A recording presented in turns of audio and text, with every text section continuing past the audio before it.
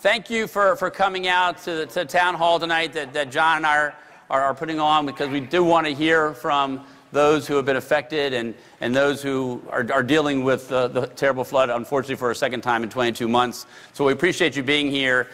Before we start, though, you probably have all heard about what's happened in Annapolis today. And it just, gosh, it kills me inside to know that something like that could still happen in our state and in our capital.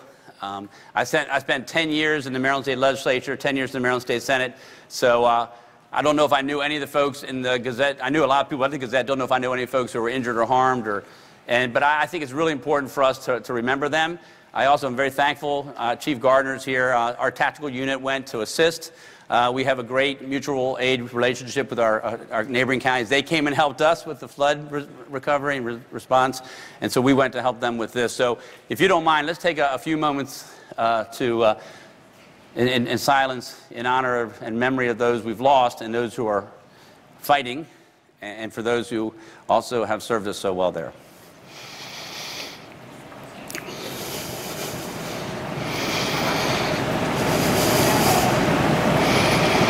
Thank you very much.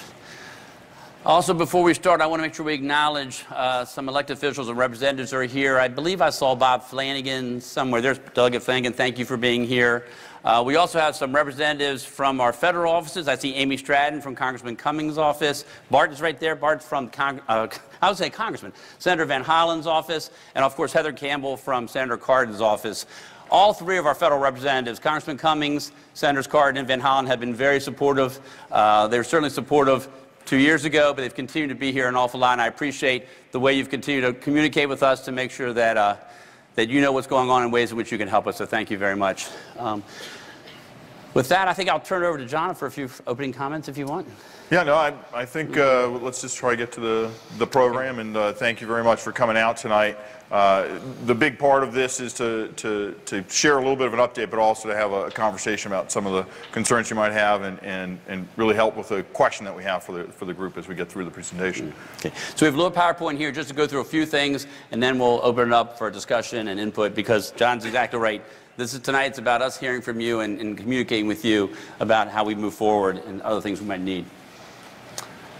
So, as you know, in 2014, when John and I got elected, we talked about setting up a flood work group. And in 2015, the Ellicott City Flood Work Group was put together. Unfortunately, as that group was meeting, we had the terrible flood in 2016, in July 30th of 2016. Once that flood did occur, as you know, we did the H&H study, the hydraulic study. We also did some case studies and other things, trying to figure out what we could do to improve. We had the community advisory group that some of you certainly served on, the CAG, and they came up with a lot of different ideas on how we could possibly move forward and do something different. And of course, the Ellicott City Master Plan, I'm sorry. And so there were 17 projects that have already been completed. That document, I know that's an older copy, I understand, but you should have there's outside, if you didn't get one before you end. It has a listing of the projects that we've been working on since the 2016 flood. Just a few ones that are more major, and if you remember back in July of 2017, John and I announced that we were working toward 4 major projects, and these are the 4 projects and where they stand right now. Stormwater retention ponds, the one up at 29 and 40, which is, you see 13 acre-foot of storage. You see at the bottom, I had no idea what an acre-foot was. It's equivalent to 326,000 gallons of water. So right now, the pond up there, we're working through a memorandum of understanding with the State Highway Administration. We already have appropriated the money we need to build it, and so it's expected to start construction in the spring or summer of 2020. Quaker Mill and Rogers Avenue, there's a 10-acre pond there. Actually, it's a smaller pond right now. We're going to be expanding it to 10-acre.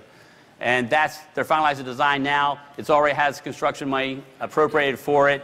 Expected to start next summer of 19. The Tiber Branch, there's a 70-acre-foot storage pond that we're looking at. We're still in discussions and design. We don't have anything else that we can announce right now, but you can see we're still working through the design. And in Walmart, there's a pond there that will give us 6 acre-feet of storage. We've already been working on that. They're actually going to complete that next month, and so we'll have that done. You want to talk about that one? Yeah, so a couple of the other ones. This is one that's been well designed and is getting toward the actual digging phase, and that's the expansion of the culvert. It's I believe it's 2 feet we're actually adding to the culvert, and that'll. The goal there is to try and keep the water in the channel a lot longer, keeping it from popping over, particularly up at the west end, and the season or this construction is spring 19. You're seeing some of these the construction starting beginning of next year. And the reason is we're running out of time for beginning major projects in terms of the total construction time to do them. Is I understand these the process for doing that. And then just some other infrastructure-based projects relative to storm drains in those particular areas, which, again, replacing the grates, more modern designs, greater capacity, and a better flow of water. Because we know a lot of you have problems with the water coming from the Emory and Church Street, too. Yeah. And so that's where we're trying to work on that. And state did give us a grant. The state legislature, thank you, Bob Flanagan, and the other members of the state delegation, worked to get a $750,000 grant toward that, and we're using it toward that project. It'll take additional funding from us, and we're working on getting that. But that's where we're working on to make sure that happens. Okay, everyone's seen Ellicott Mills. So they've been doing a lot of clearing out right now. We are hopeful that the road should be reopened by the end of this fall. So it's going to take a while, and I think you guys probably understand why if you've seen it. But they're going to be working in there. You're going to put I guess we can have Jim Irvin talk about this if you want, unless Mark DeLuca, but we're going to have a much larger pipe and culvert there to handle much higher flood levels or water levels.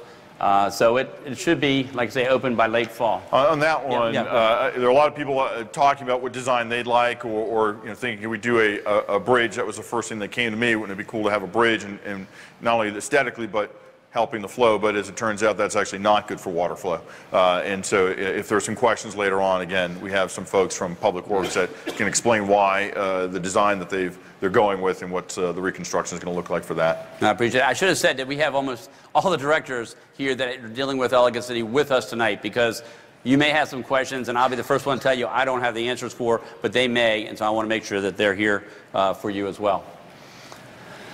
New Cut Road. Why don't you see that one? Yeah, this one, I think many of you have heard. I don't know if anybody's had the opportunity to go down there. I know the road's closed, but some people do venture down closed roads regardless.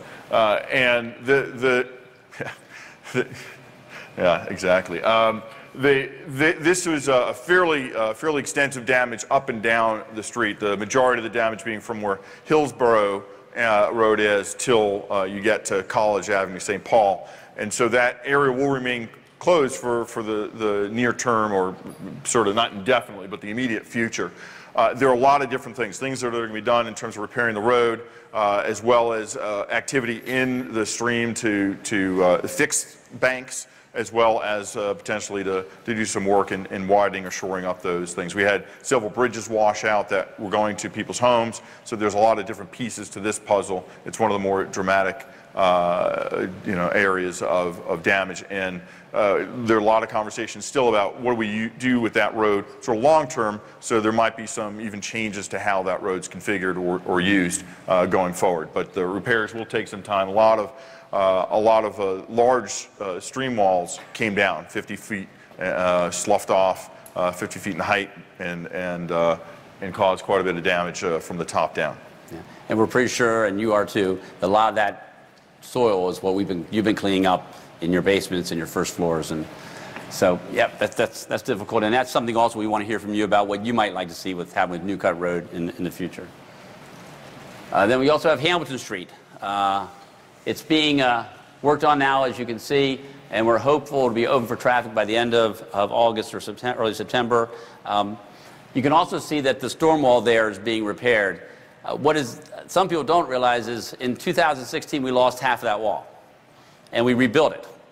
This time we lost the other half. What we built stayed and was strong. It's the other half that broke, and so now you'll have a brand new wall all the way across there, so hopefully that'll make it stronger for anything future. But again, that should be opening up more quickly. Okay, as you know, we've been working on an Ellicott City master plan. Department of Planning and Zoning and others have been coming together with many of you in the community, and very close to releasing that when this flood happened.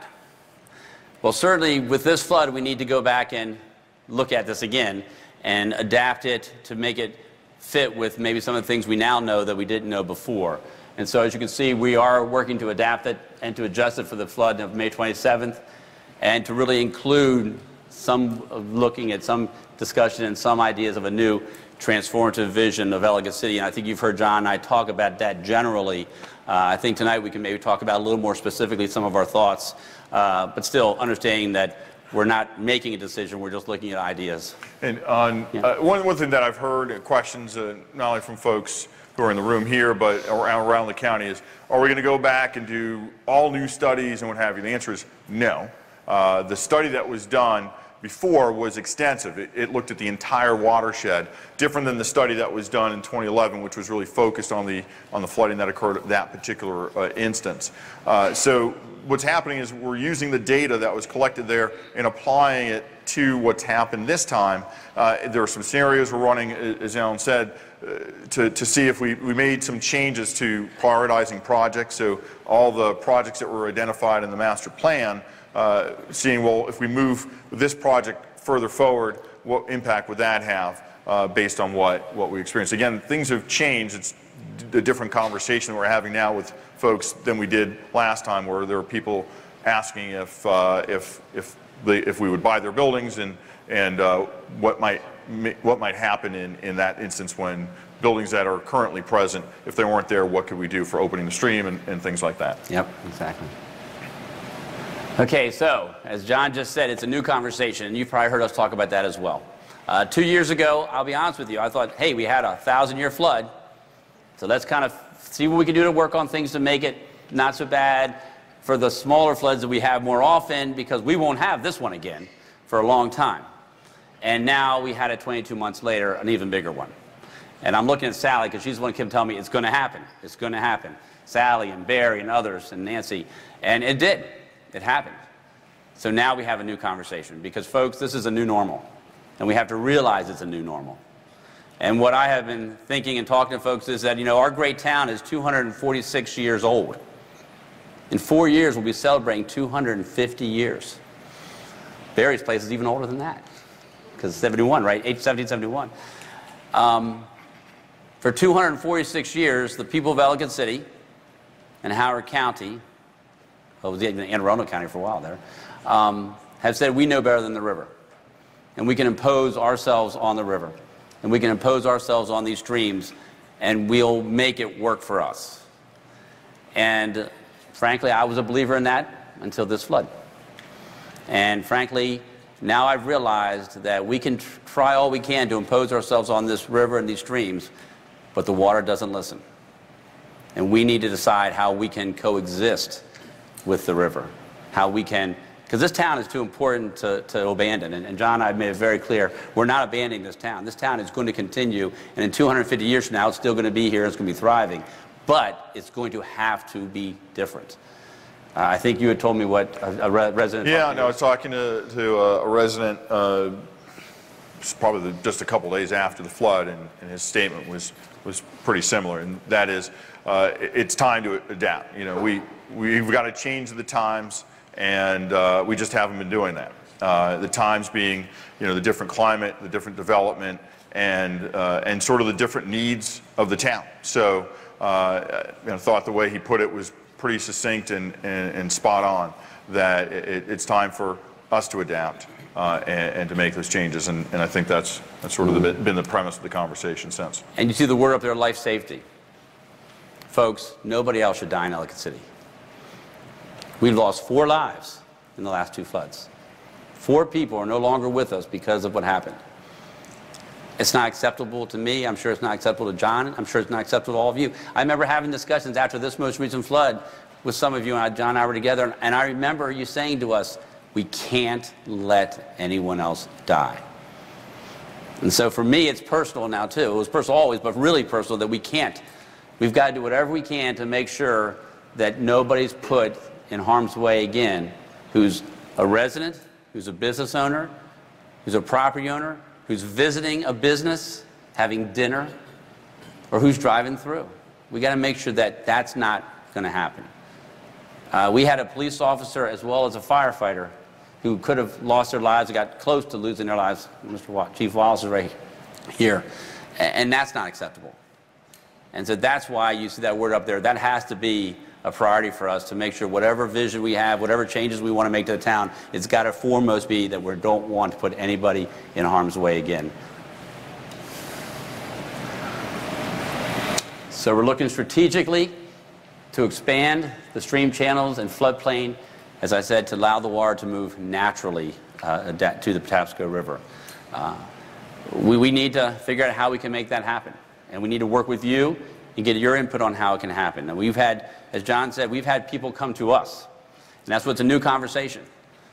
Frankly, there were folks I talked to 2 years ago who were not ready to have a conversation about maybe purchasing properties or do something different than now are. And I will be honest, 2 years ago, I wasn't in the mood to try to tell somebody we're going to take your property. If somebody wanted to rebuild, if they wanted to continue doing what they've been doing, I wasn't going to stand in their way. Now we have to have a conversation to talk about life safety and talk about how we can preserve this town for the future. If you want to say anything. Yeah, and I think that sort of goes without saying that we are looking for a number of ways. As you know, we have, and in case there's questions later, I'll go into more detail about it, but we're taking a breath. We'd like to take a breath in terms of what other development might occur, at least for the next year. And so, going back to the point on the other slide about life safety, the biggest difference in the conversation from last time to this time are two things. The one that Alan said, where we're having people ask us different questions. Not how quickly can you help me get rebuilt and reopened, but what else can we do? Can we give our property to a different configuration of town? But it's that life safety piece, right? The conversations are starting with that. Not stormwater management, flood mitigation, obviously part of the question, but it has to start with what's the best way to make the town safer for those who are here.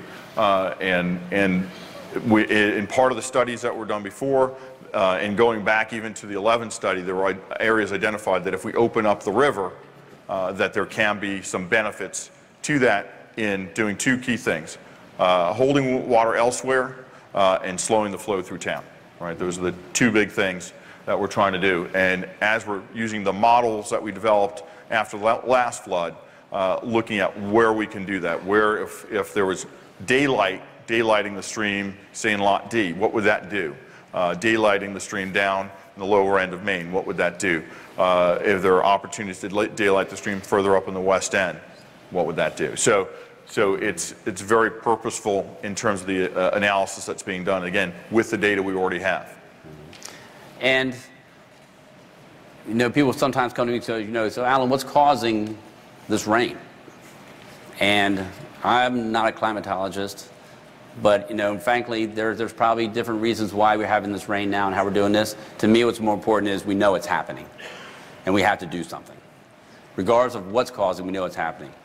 And we also hear different things about why does it affect Ellicott so much. And I think we have to be honest with ourselves that it's the topography, but it's also, there's no question development has contributed. And we have to be cognizant of that. And we have to be thinking about that. And that's why I do commend my friend John Weinstein for putting in the bill to have a pause for at least a year for us to study this. I think it's important for us to do that. I think it's important for us, and we owe it to you, to make sure we have time to figure out what we can do to have this transformative vision to make something that's going to make Ellicott City be here for another 250 years. So I just want publicly to say I support his legislation, and I hope it's successful. Okay, so as we're doing this, as we're looking at this transformative vision, I think we need to have some guiding principles. We want to share these with you, and frankly, that doesn't mean these are the only principles, but the ones that we kind of thought about that we wanted to share with you tonight. And then we could talk about these, but these are kind of the ones that we've been thinking about. We've already talked about protecting lives. We want to have continuing discussions with you. We want to make economically sound investments. As I've had conversations with some of you who have told me, Alan, we know that you're also dealing with people in the rest of the county. I mean, we live in a county. We don't live in a town, just a town. We have a county. And some people in other parts of the county might say, why are you spending the money to do certain things here? And we need to be able to explain why we're doing that and why it's important. So I think we have to make economically sound investments. Safeguard the environment, that kind of goes back to where we talk about the river. We need to learn how to coexist with the river. We need to how to make sure the river is still sound, because we got to have the river. I mean, we need it. We need the streams going down. We have to have those. And then also preserving the historic character. We already talked about how old. I mean, we have the first passenger train station in the history of the United States. You know, if you look at the Tom Thumb story, that happened here. It happened here. And I was just reading up on it the other day. I mean, I didn't know all the details about it. I was looking about it. So apparently the guy, the steam engine with the Tom Thumb, was going to Ellicott City, and there was a horse-drawn wagon next to him. And the horse-drawn wagon said, hey, I'm going to race you. And they raced. The steam engine lost. And they repeated that, I think, in 1977, they repeated, and the steam engine lost again. But that's history, folks. That's part of our community. In addition to the wonderful shops we have and the great places to live, Ellicott City is worth saving. And we need to figure out, going with these guiding principles, how we can do that. You want to say anything? No, I think you got it all. Okay. So part of the conversation, again, what's different from last time to this time. Last time, we had a functioning courthouse at the top of the hill. Last year, the executive put in and the county council approved moving the courthouse and building a new one. Next month, we'll be voting on the actual project, which will start this year and be completed in 3 years. All the activities that go on in that building are going to leave that building in 3 years. So within the original plan over the next several months was to begin that conversation of what's going to happen up at the top of the hill with the courthouse leaving. Now what's happening is we're starting that conversation a little sooner than planned, but now it's intimately integrated with what is going on Main Street in the West End. All right, so what does it mean, and what can we make use of in that historic building? It's a really cool building. Those of you who have been inside, for jury duty, I've been there a couple of times, didn't get picked either time. But there's a lot that goes on up there, and that we can make use of that site as well as the building. So that conversation is going to be part of our transformative vision. We go back 160 or so years to the flood that hit Ellicott City, actually in Sykesville in 1858. Sykesville moved uphill. They literally moved the entire town uphill. That's why there are two Sykesvilles. As far as I know, that's exactly why there's Sykesville in Carroll County now, because it was on the Ellicott City side and they moved it uphill there. So, so that's why we put this in here, because that's going to be part of the conversation. It has to be. Okay, as you know, I signed an emergency declaration the night of the flood, that night after the flood. The county executive can only do that for 7 days without, can't extend it without the approval of the county council. The county council approved an extension to July 3rd. That date was picked for a reason, because the council next meets on July 2nd. So if we need to extend the emergency, we can through them. But if we don't, and we want to make it very clear, but if we don't extend the emergency, we do not have the authority to close that road off for people to drive up and down. We can't. We could still fence off the properties to make sure that nobody's getting in the properties, but we can't keep it closed from Columbia Road to Maryland. And one of the priorities for tonight, for us at least, I think is, as you might remember 2 years ago, we were looking at opening the road. And we had a town hall at Veterans Elementary. And what John and I heard pretty loudly from many of you that night was, we're not ready. And because of what you said to us, we said, okay, we won't. And we extended, I think, the declaration and did more. So that's one thing I would appreciate hearing your comments tonight, especially those who are affected between Columbia Pike and Maryland Avenue, how you feel about that. Because we really want to do what's best for you, and the best people can tell us is you. So I would really appreciate if you would bring that up tonight when you bring up your discussions. But with that, we'll take questions and comments. So we have, why don't you come up here? We'll have the microphones here for people to come up. If any of the directors need to respond to anything, you can come up to this microphone to respond. And so please feel free to come forward. And if you have thoughts about the road reopening, yep, you come on down and please share those. Please do. So, yes, sir. And if you don't mind, just saying your name. Yeah. Sure. Mitch Stringer, I'm the owner of Culture Lab, which is on Main Street. We're sort of in that lower section, which unfortunately was decimated. I was interviewed at the Howard Building by one of the television stations, and what I said was that throughout this process, transparency is going to be incredibly important. So I want to thank everyone involved for releasing the master plans, the updated versions, so we can look at this. In taking a look at it, it seems like it's very well thought out, but one thing that I see very clearly is that other than early warning systems, there's really not anything tangible in terms of that which would mitigate flooding itself. Not the warning, but the mitigation of flooding until 2020. There are surveys underway. There's projects approved to begin construction in 2019. But of course, all things take time. So realistically, if I'm a property owner or if I'm a politician, my take, and it's not one that I would want to deliver, but it seems factual, is that from a safety perspective, i.e. flooding, 2020 is really when the area, the Main Street area, is going to have culverts and other such new things built to actually help with the flooding. And so that's a statement, but it's a question. It doesn't seem like anything fundamental is going to happen until 2020. That's kind of a ways off. But then where it ties into the opening of Main Street is if I own a property, not a business owner, but I own the actual building, I'm losing money right now because I can't charge rent because it's not inhabitable.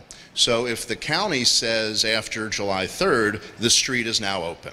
So I go in as a business owner, I re-drywall the walls, and I go to my tenants and I say, the road's open and you're open for business. Well, if I'm a business owner, and I'll share with you, I just lost $100,000, and I know that's low compared to many of my other neighbors, etc., but I don't feel comfortable reopening because until 2020, I may know, guess what, a flood is coming. But it's still coming because until 2020, there's no flood mitigation.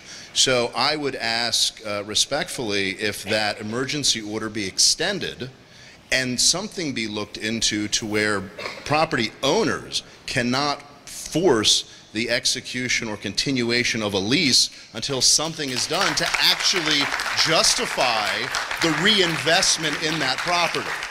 If I lost $100,000, who can say to me that reasonable things have been done in terms of infrastructure to mitigate floods, to justify you using your retirement income or anything to get back in there? I don't think that can really be said, but a property owner could say, you got to start paying rent as of July 4th, just using that example. So I appreciate this forum very much. No, thank you. I think what you said makes a lot of sense.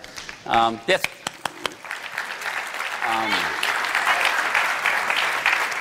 Anyway, I appreciate your comment. It's certainly something for us to consider, and I think the way you brought it up is a really good way for us to look at it and how we can help that way. I don't know what we're allowed to or not, but I think that what you brought up, at least for me, that's an interesting idea. I've already talked to some other folks here who are in a similar situation who are basically being told, we expect you to come back right now. And they're like, I'm not ready to come back. Well, then start paying me rent or get out of here or pay me the rest of your lease because I'm not letting you out of your lease. So, but I appreciate it. So we can talk. And our Office of Consumer Protection, I know Becky Bowman is here from the Office of Consumer Protection, so maybe we can talk to her afterwards too, but I appreciate it. You brought up a very valid point, something we should consider. Ms. Sally. All right, I'm going to speak directly to the role of runoff and overdevelopment. I think for most of that 2 years after the 2016 flood, and even as recently as a month before the flood, when we had a meeting with many county officials, there was the response to a direct question, would someone please in this room acknowledge that we have an additional problem to these extraordinary rains of overdevelopment runoff? The response was dead silence from everyone in the county. And I think it's time we blow that myth out of the water.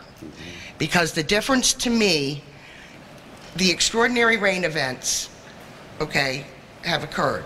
I've been there for 38 years and we watch that river every single day. We never had to worry about runoff.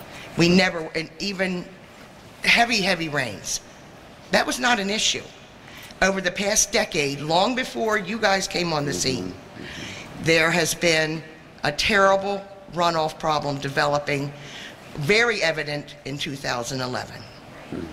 And nothing was done. As a result of that, in 2016, I took tremendous losses, okay? And I spent every dime I had. I live there. I own the property, I own the business. So everything in my world is right there. And everything that I could muster to come back. And I was really proud of not just me, but everybody in this town who risked everything to come back. So the role of overdevelopment is really key to the difference between whether we have hardship, whether we lose a lot of money, to if you take a look at my store today, okay, the stream beds weren't even cleaned. Up New Cut Road, they were horrible ever since 2016. So I'm saying this, that difference, that additional runoff problem is a reality. We have noticed water coming from everywhere, everywhere over the past decade. And I'm concerned that for me, I just lost everything. My store is blown up. Yeah. Everything on that show floor just about was sucked down the river. I will never sleep another night in that building and put myself at risk, and I could have died 3 times.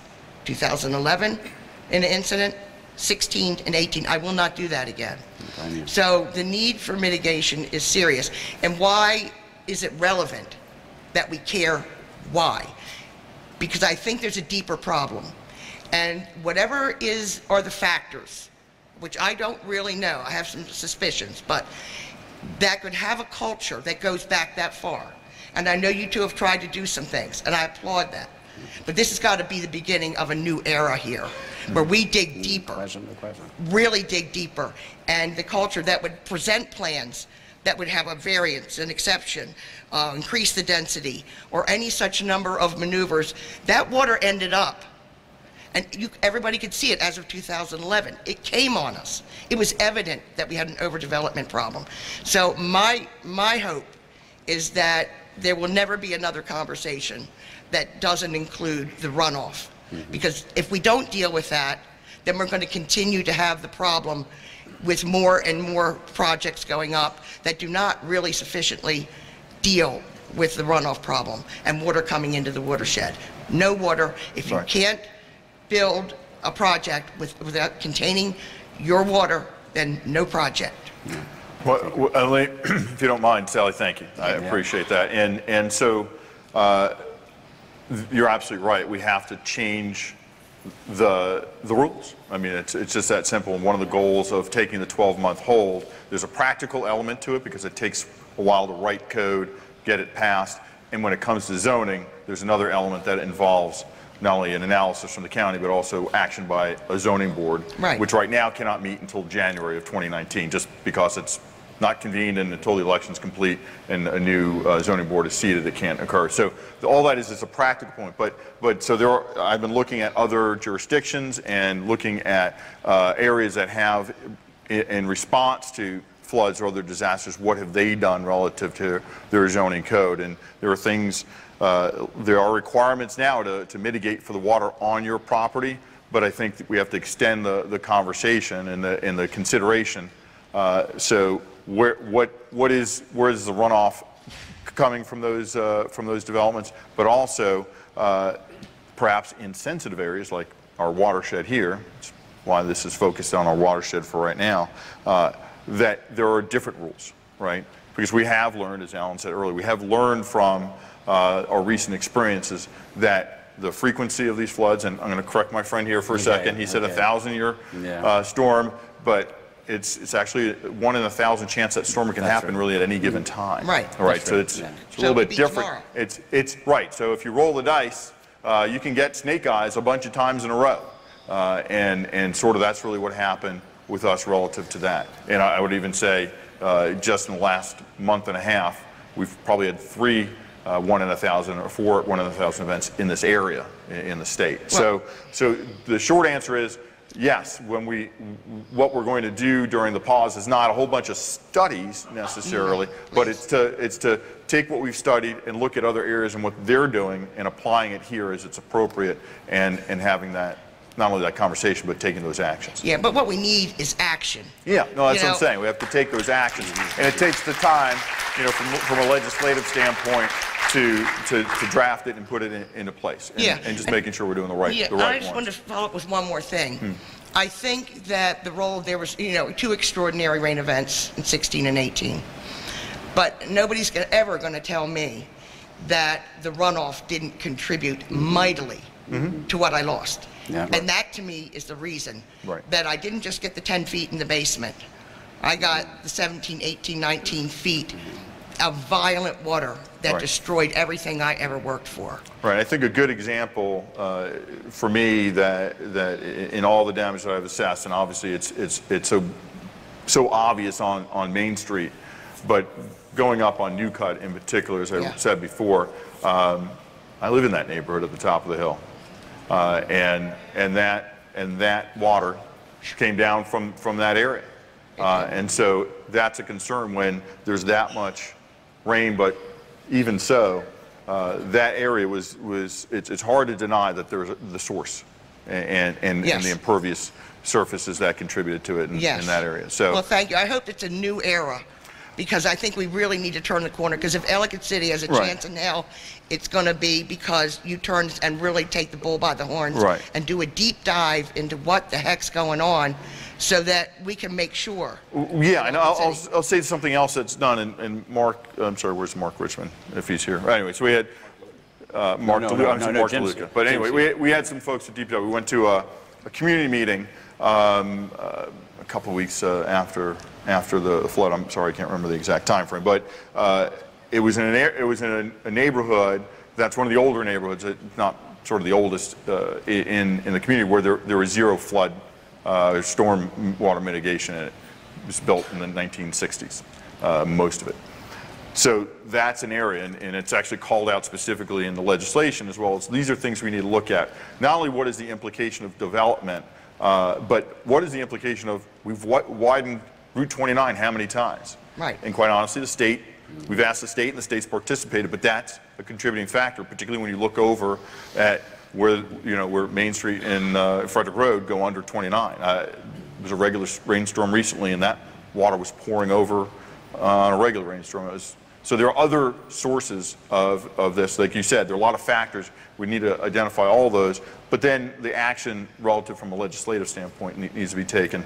And then from a practical standpoint, what can we do in neighborhoods that don't have any right now? What would it take to introduce some level of additional stormwater mitigation? Even if it's a little bit on every property, it'll add up when you have an area that has zero stormwater management in it. So I think when we talk about a transformative vision, we're not just talking about the physical construction of Main Street in terms of how it looks. We're talking about everything from what's under the ground, from the rules that guide what goes on here in the watershed or around the county. Okay. And also, again, thank you. And you have been a loud voice in the woods, and you're being heard. I appreciate that. But also, the point I was trying to make earlier is, whether it's a 1 in 1,000, whatever, it's no longer that. A 1,000-year, 1 in 1,000 is not 1 in 1,000. I don't think we were just, quote, unlucky. I think we need to realize this is the new normal. That this is not, whatever they call the 1,000-year flood, once in 1,000 opportunity, it's going to happen more often. So maybe before we used to think of 500-year flood was a certain amount, or a 10-year flood, it's more often. And I think we have to be prepared for that. So yeah, and just the one thing that is controllable here, and it's a man-made decision and man-made actions, is the overdevelopment and the runoff. So I'll leave it at that, because that is the most controllable factor for our future. Sure. Thank you. You're right. We cannot stop the rain. So thank you very much.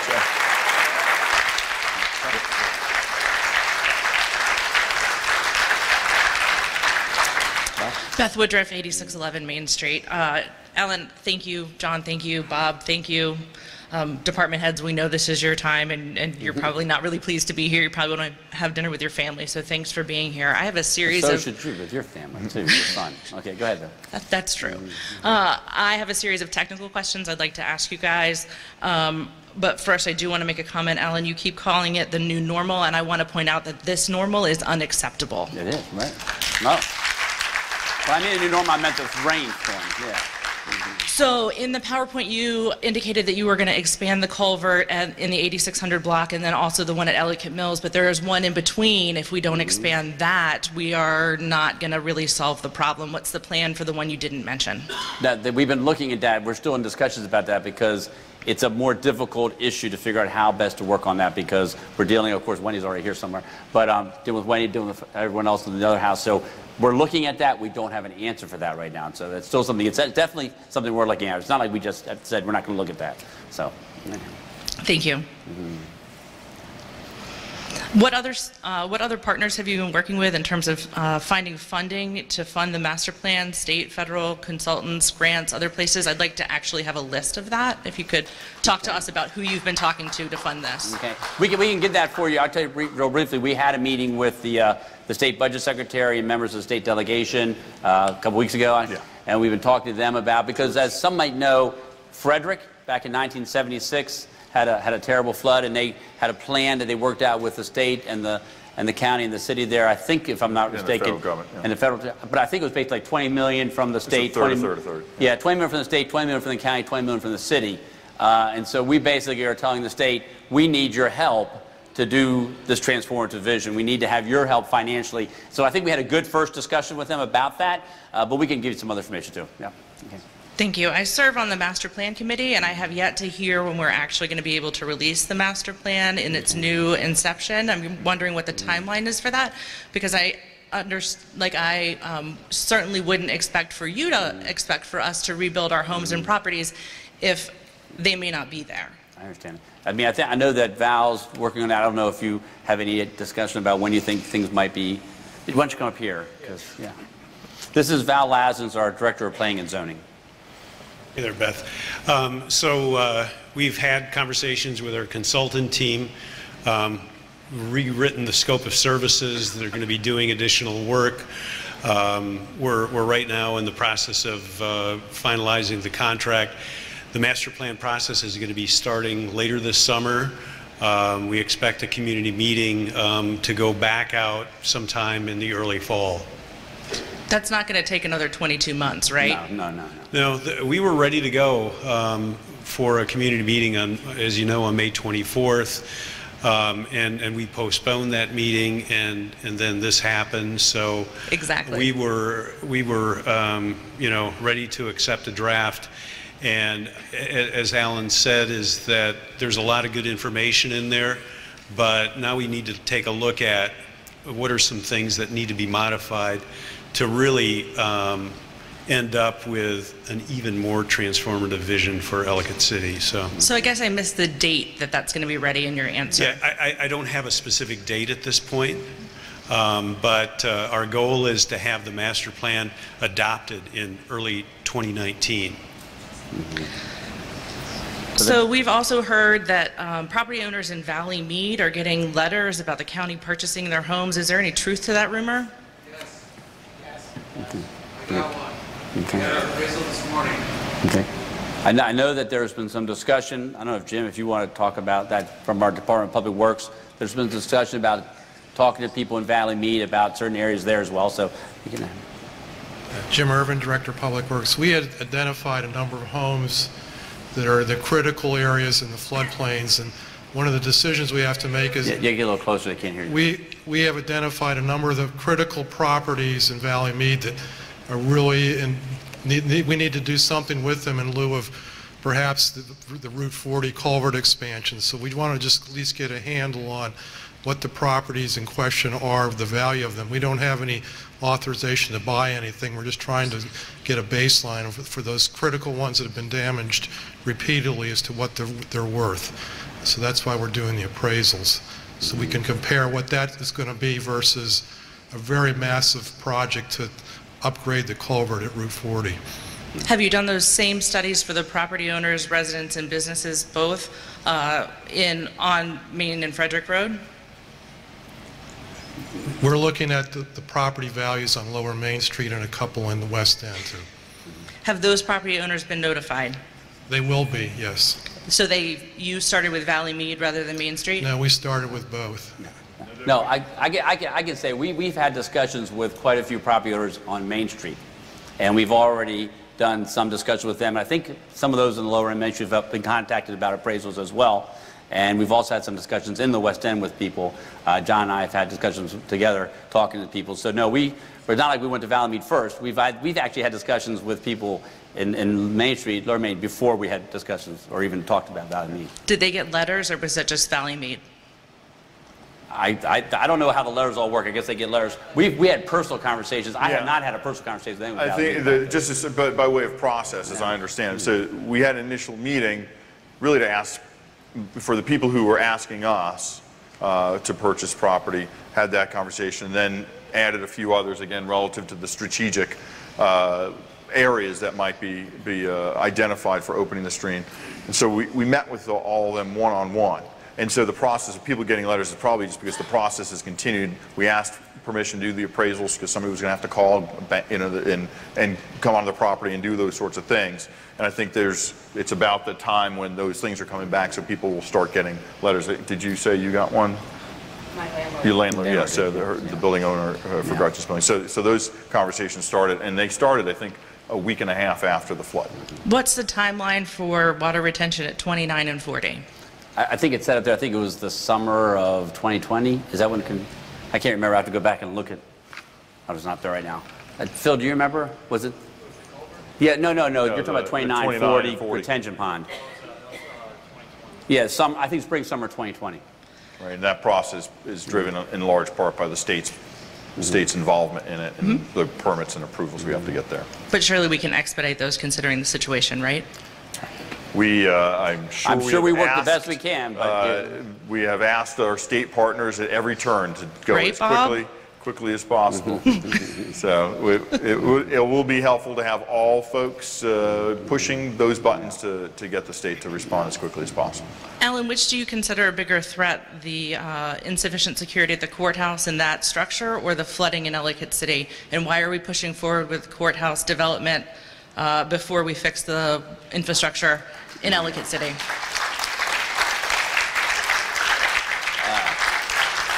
The courthouse is a public-private partnership. It's not taking away from our ability to borrow money for other things in Howard County.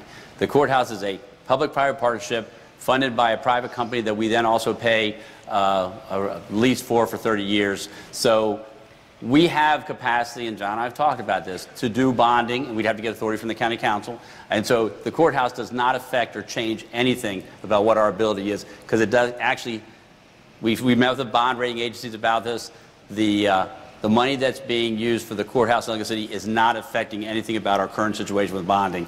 We still will be bonding as much as we've done in the past. We can actually go a little bit higher for Ellicott City. That's the discussion I've had with John too. So no, there's not a, you can't have this or have this. You can have both. What about the $100 million TIF that was approved shortly after the 2016 flood for Columbia?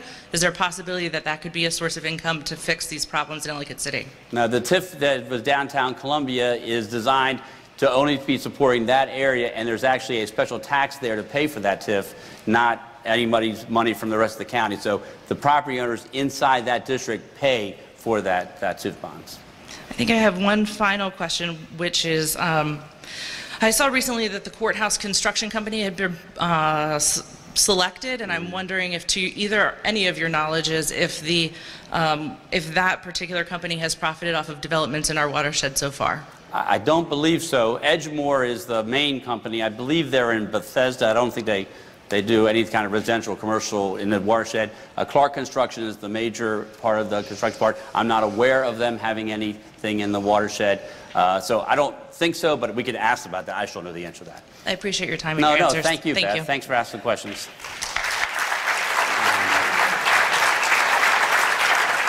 You're next.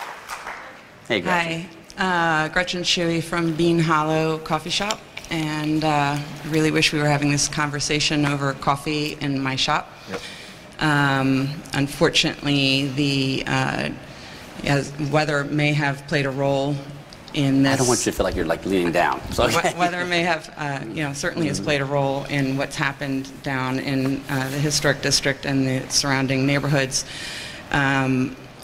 but unfortunately, my shop is gone largely, I feel, due to the decades of corruption and greed and incompetence of the county that's been precipitated upon us. And as a result, this town is devastated, and the residents and the neighborhoods are devastated.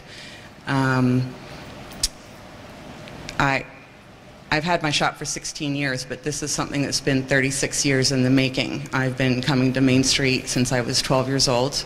I bought my dress from Charlene at Maxine's for my junior Christmas dance at school, and I bought my jewelry for my wedding 19 years ago from Charlene, and she loaned me earrings. Most of my house comes from Antique Depot, Taylor's Antiques, Cottage Antiques, Out of Our Past, Junk Girl, A Journey from Junk, Vintage Bliss, Vintage Girls, Joan Eves. My husband and I met there 22 years ago. And I asked him tonight what he thought this meeting was going to be about, and he said, I hope it's not the sound and fury signifying nothing, a whole lot of sound and fury signifying nothing. And I appreciate everything that you both walked into office attempting to do. And I know that neither flood was a result of anything that either of you have participated in. And that you've been working tirelessly for the last 2 years. And you know that although we've disagreed on things, that I have also endorsed you 100%. And, but I do feel the need as I'm watching this PowerPoint, and you know I'm not good at using flowery words, so bluntly, I feel the need to call bullshit on some of what I'm seeing up there. I feel that the transformative vision for Ellicott City is just nice words to say, we're going to rip buildings down. And the words of under personal protection is laying the groundwork for eminent domain, and we're going to take these buildings down. And I would sort of understand that, except for that this has been something that has been talked about for over 7 years. And it was rumored through all of Ellicott City that this was a game plan by one of the lead developers in the county. And it was especially talked about 2 years ago. And I feel that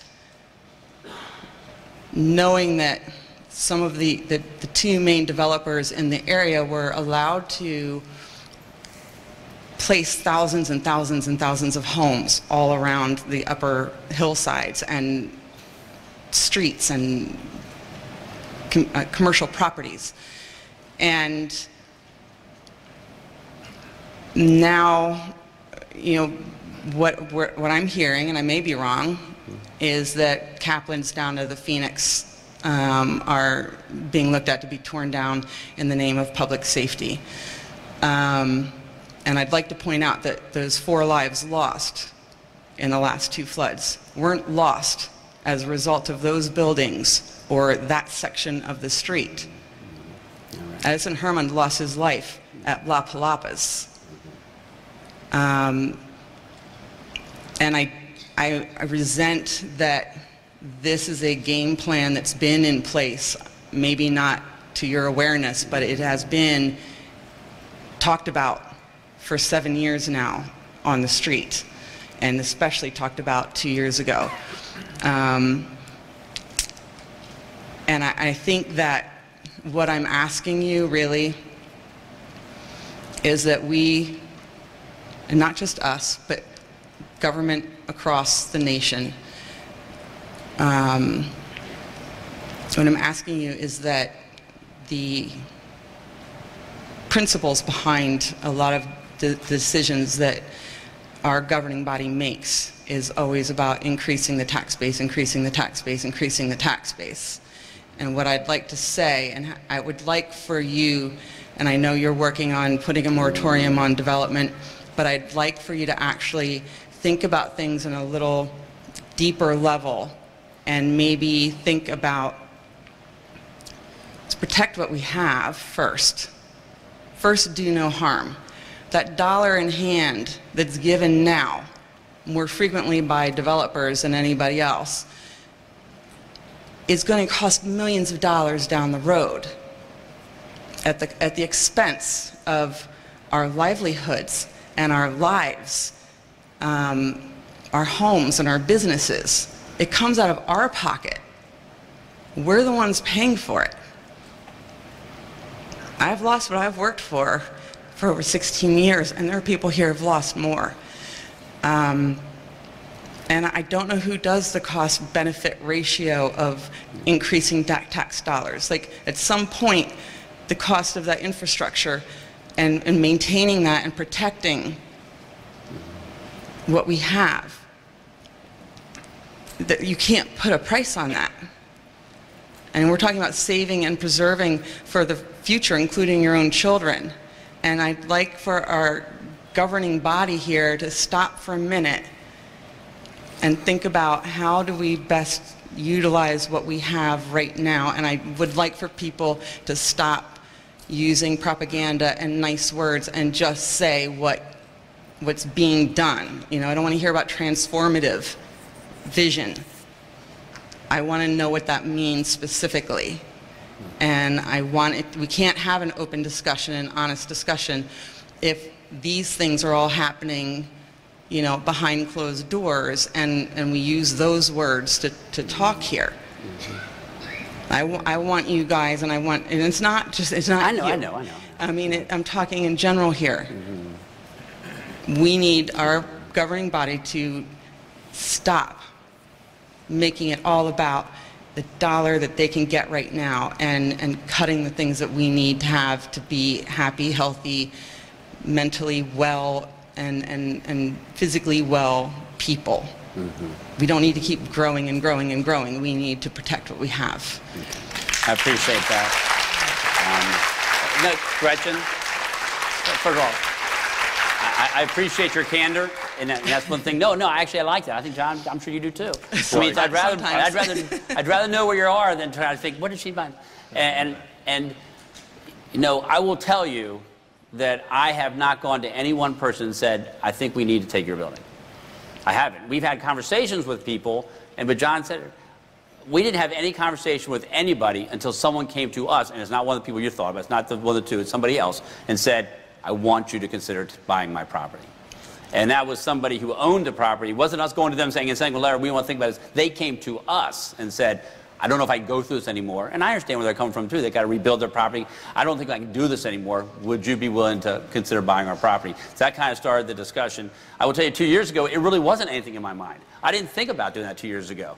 I really thought, hey, this is the 1 in 1,000 opportunity that happened. We're going to fix this, and it'll be better. But I will let you know that there's more than just, I shouldn't say the word just, there's more than what we're looking at the bottom of the hill. There are areas that, you know, we don't say everything because we've talked to some people and we don't necessarily, they don't want to know that we've had discussions with them or not, but there are other places all the way out till the top of the, past West Main Street even, over getting even closer to Toll House, where we've talked to people about ways in which we can expand the capacity in the stream, maybe purchase somebody else's home somewhere else, even outside of the historic district, where we can slow the water down to affect it all the way. And so when we talk about, at least when I talk about transformative vision, I'm talking about all that, and maybe we didn't show that on here, but we're talking about a lot of different places, not just Lower Main. And the goal is to, again, expand the capacity so that the water stays in the stream and doesn't get out. But I don't know if you want to add. And I'd add, I mean, you and I have had many, many conversations over the last 12 years or longer I've been coming to your place. And your point about where the deaths have occurred previously. But part of the, you know, the concern and the nightmares that I have when it starts raining is people in those buildings down at the bottom not getting out. right? So, Oh, I know, because I've been living that for the Yeah, past year, which is why we put cameras up so that we Absolutely. could see the street. And every time it rains, I'm looking from home on my phone or on the computer Right. to make sure that my staff gets out in Sure. time. And that's, I mean, and that's the conversations about the potential for buildings down in that area coming down are part of a larger consideration, right? Opening that river, opening the river there, making it deeper, having a culvert coming out of it and going to a different point in the Patapsco so it clears out quicker and doesn't back up the hill. Now we're getting into, you know, hydrologic stuff that I don't fully understand the science behind, but in all the studies and working with our public works folks and the consultants who've been looking at this. So you start in one place, you work your way up, and then we go back to the top and work our way down. And so I think the example that Beth gave, you know, so that uncovers, well, here's another spot that if we do this here and this there, what does it mean here? So I mean, we talked about this, and so I'll be perfectly blunt. Should we have a meeting where we can't roll out an actual plan? We know it's going to frustrate people to hear conversation that's not specific. But we haven't had a community gathering quite like this yet, so we felt it was important at least to get the feedback. But we are working diligently and as quickly as both process, people, and other considerations will allow to be able to come a month from now or 2 months from now and say, here's what it looks like. And the gentleman, Mitch, who asked the first question, it's a great point. So about coming back, and I'll ask a question that was asked in 2016, right? When a business owner said, I need a guarantee that this isn't going to happen again. And we said back then, and I'm going to repeat my answer from 2016, is there is no guarantee. It will happen again. And so these are hard decisions. Part of why we want to be here is to give as much information, as detailed as we have it at this point. So obviously the projects that are already designed or in design and going to be implemented, we can talk with more details. But there are some other projects that are going to be moved into the pipeline here that maybe they'll even leapfrog these if it makes sense. But to enable something to happen. Now, will anything we pick be done before 2019 or 2020? Not at a grand scale. We can fix some ponds, build a couple of new ones maybe. Maybe I'm getting out of my lane here. Jim will correct me. But nothing to address a storm of the nature that we had that causes this type of flooding. It'll take years. And if you look historically around the country where these things have happened, Frederick, I was out in Boulder, Colorado that had a major flood and looked at some of the things that they did to put in place. It takes years and years. So the things that we're talking about here, the impact will be felt 2 years, 3 years from now. The things that we're looking at, the bigger things like maybe opening it out down at the bottom, opening Lot D. I remember I was at those meetings with you back in 2011 and 2012 where we looked at opening Lot F. I brought those designs to a meeting just recently saying, you know, now that we've got Ellicott Mills Drive, do we see if we can do something here? One of the holdups for that one was the old courthouse was in the way. It's not there anymore. So do we have an opportunity to open things up there? And so things that were off the table because there were other constraints are now back on the table. So I agree with you. I not only do I agree with you, you're absolutely right. There isn't enough detail now to be able to give anybody any greater assurance that if it rains like we've gotten before, or even anything less, a little less than that, that something like this couldn't happen again until we get some of these projects literally in the ground. And so what we're looking at opening up the stream, basically. Where can we open it, where can we expand it? And that happens all the way up. It happens up near Toll House, all the way down. It happens, we have a real choke point at Lot E that goes under the road, under Lapa Lapas, and come out in Lot D. Right. I mean, there is an arch, Jim knows better than I do, there's an arch under there because it was the old road that prohibits the capacity for the water to get through. And so we have a real choke point there, and Tim knows it's right there in his building. I mean, and so we've talked about that with some folks about how do we open that up. And so to me, that's transformative too. How do we make that work there? So that's why we've been using that word. So there's more than just, I use the word just again, it's more than the bottom of the hill. We're looking at multiple places all throughout. That conversation with Tim actually took place about was it 2 months before, a month and a half before the flood. Yeah, where so we I just started want you to, there's a talking bigger about- picture is what we're looking at, so. Yeah, but from what I know from speaking with the landlords from Kaplan's down is that those buildings are certainly most likely going to be taken down. But I guess what I'm saying too is that if that's actually going to be the plan, then the merchants and the landowners at the bottom need to know that sooner rather than Right. later, because Well- they're making plans and spending money You're to absolutely rebuild. right. Yep. Nope. No question about that. Don't make them wait until next year when No, they're no, that- reopened that is not have gonna happen. sunk Yeah. more of their life into. Right.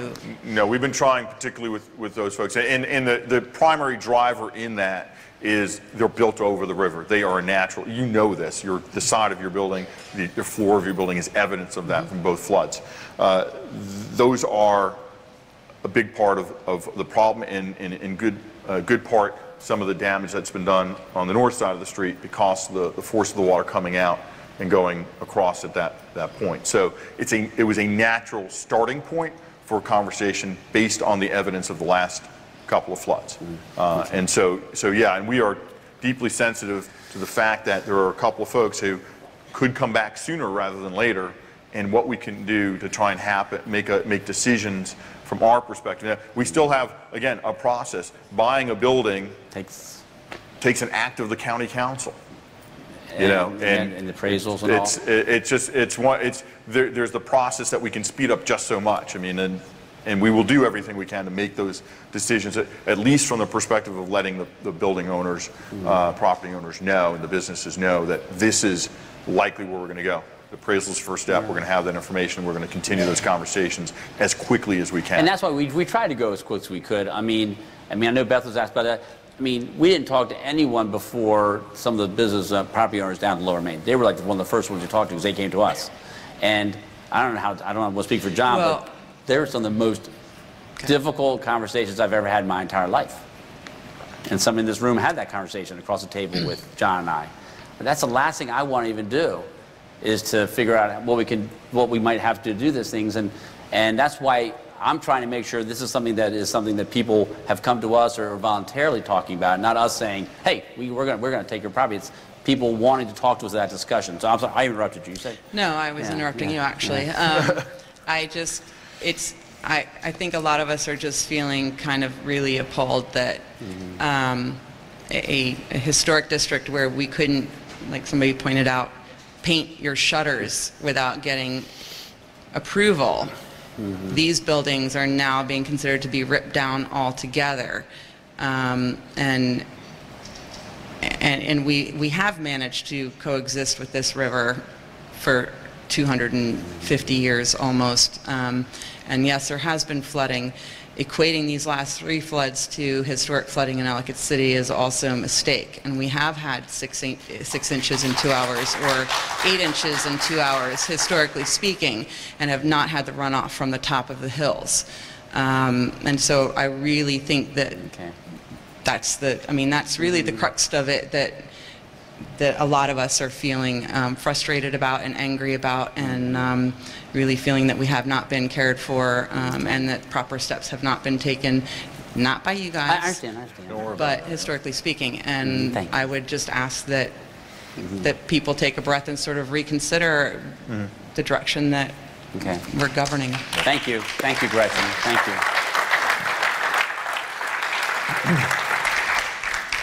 Hi, I'm Amy Lynn. I lived on Main Street, Lower Main Street for 7 years, blissfully with no floods. And I love the town so much I moved across the bridge into Baltimore County, into Lower Owella, or as we call it, Lowella.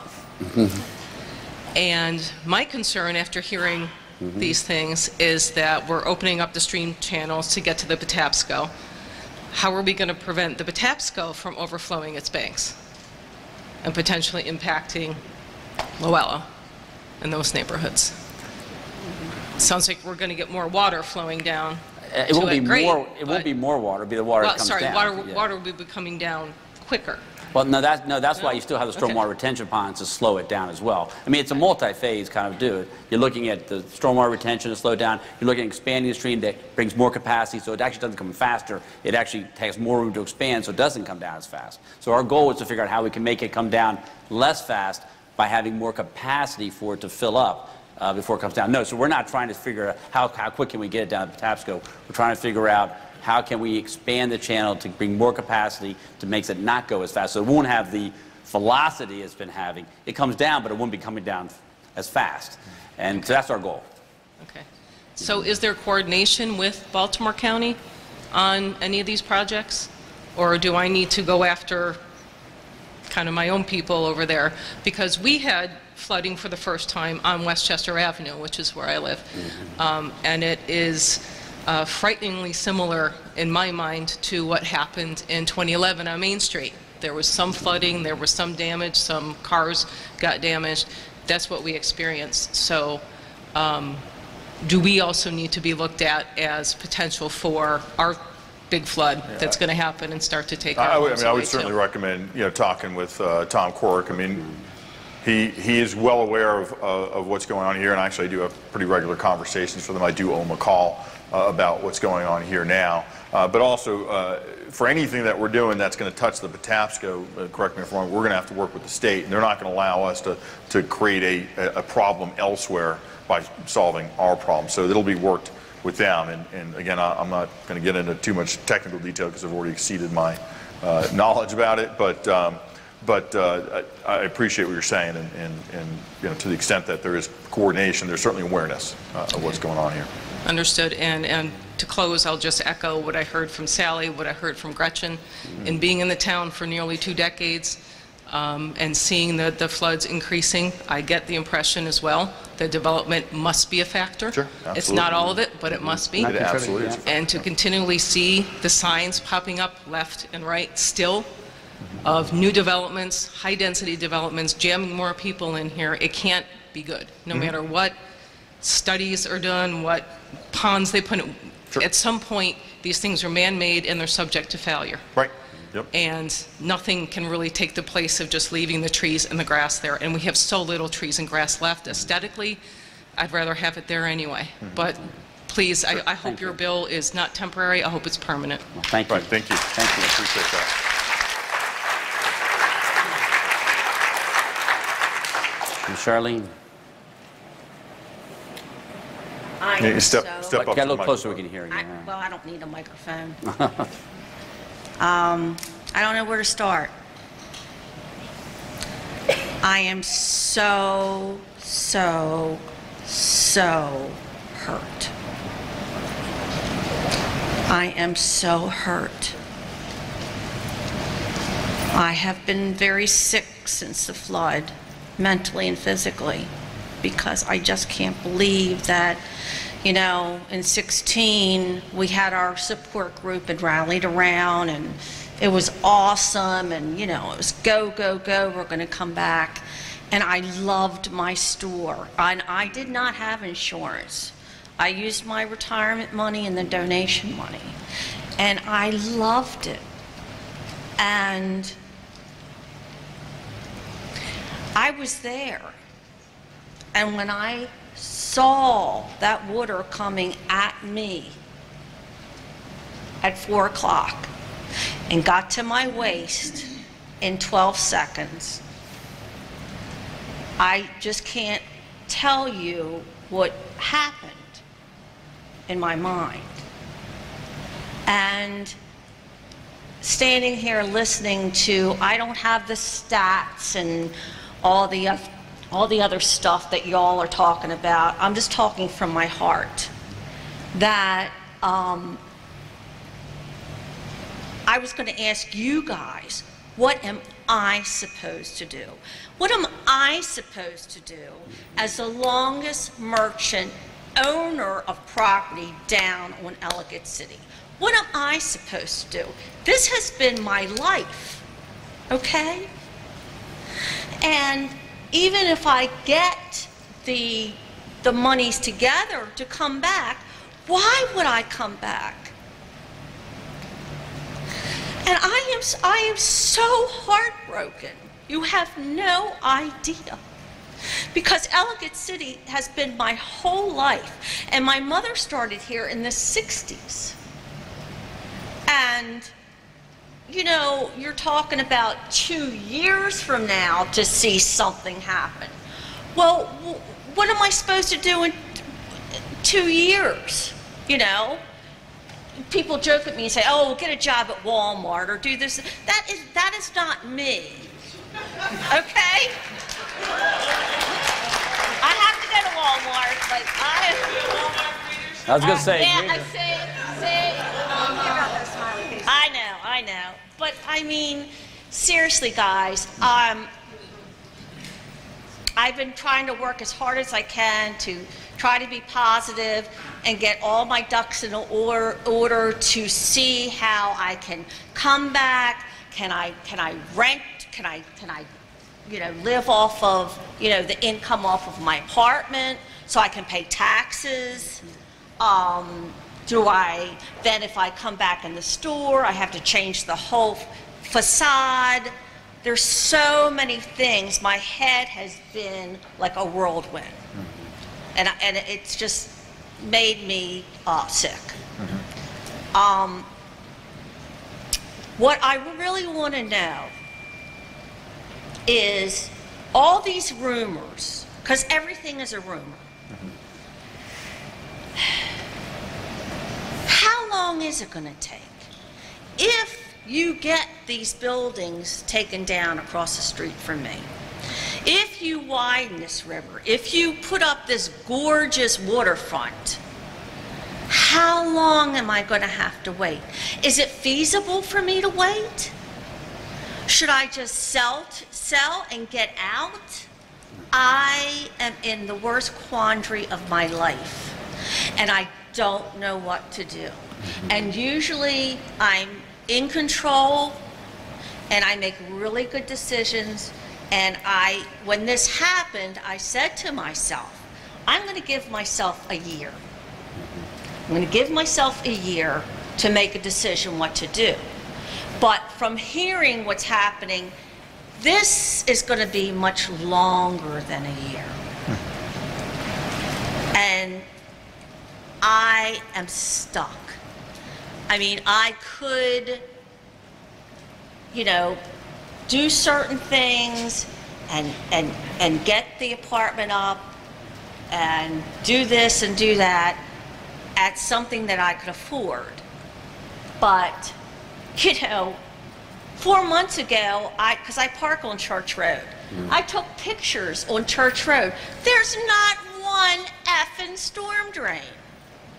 It's insane.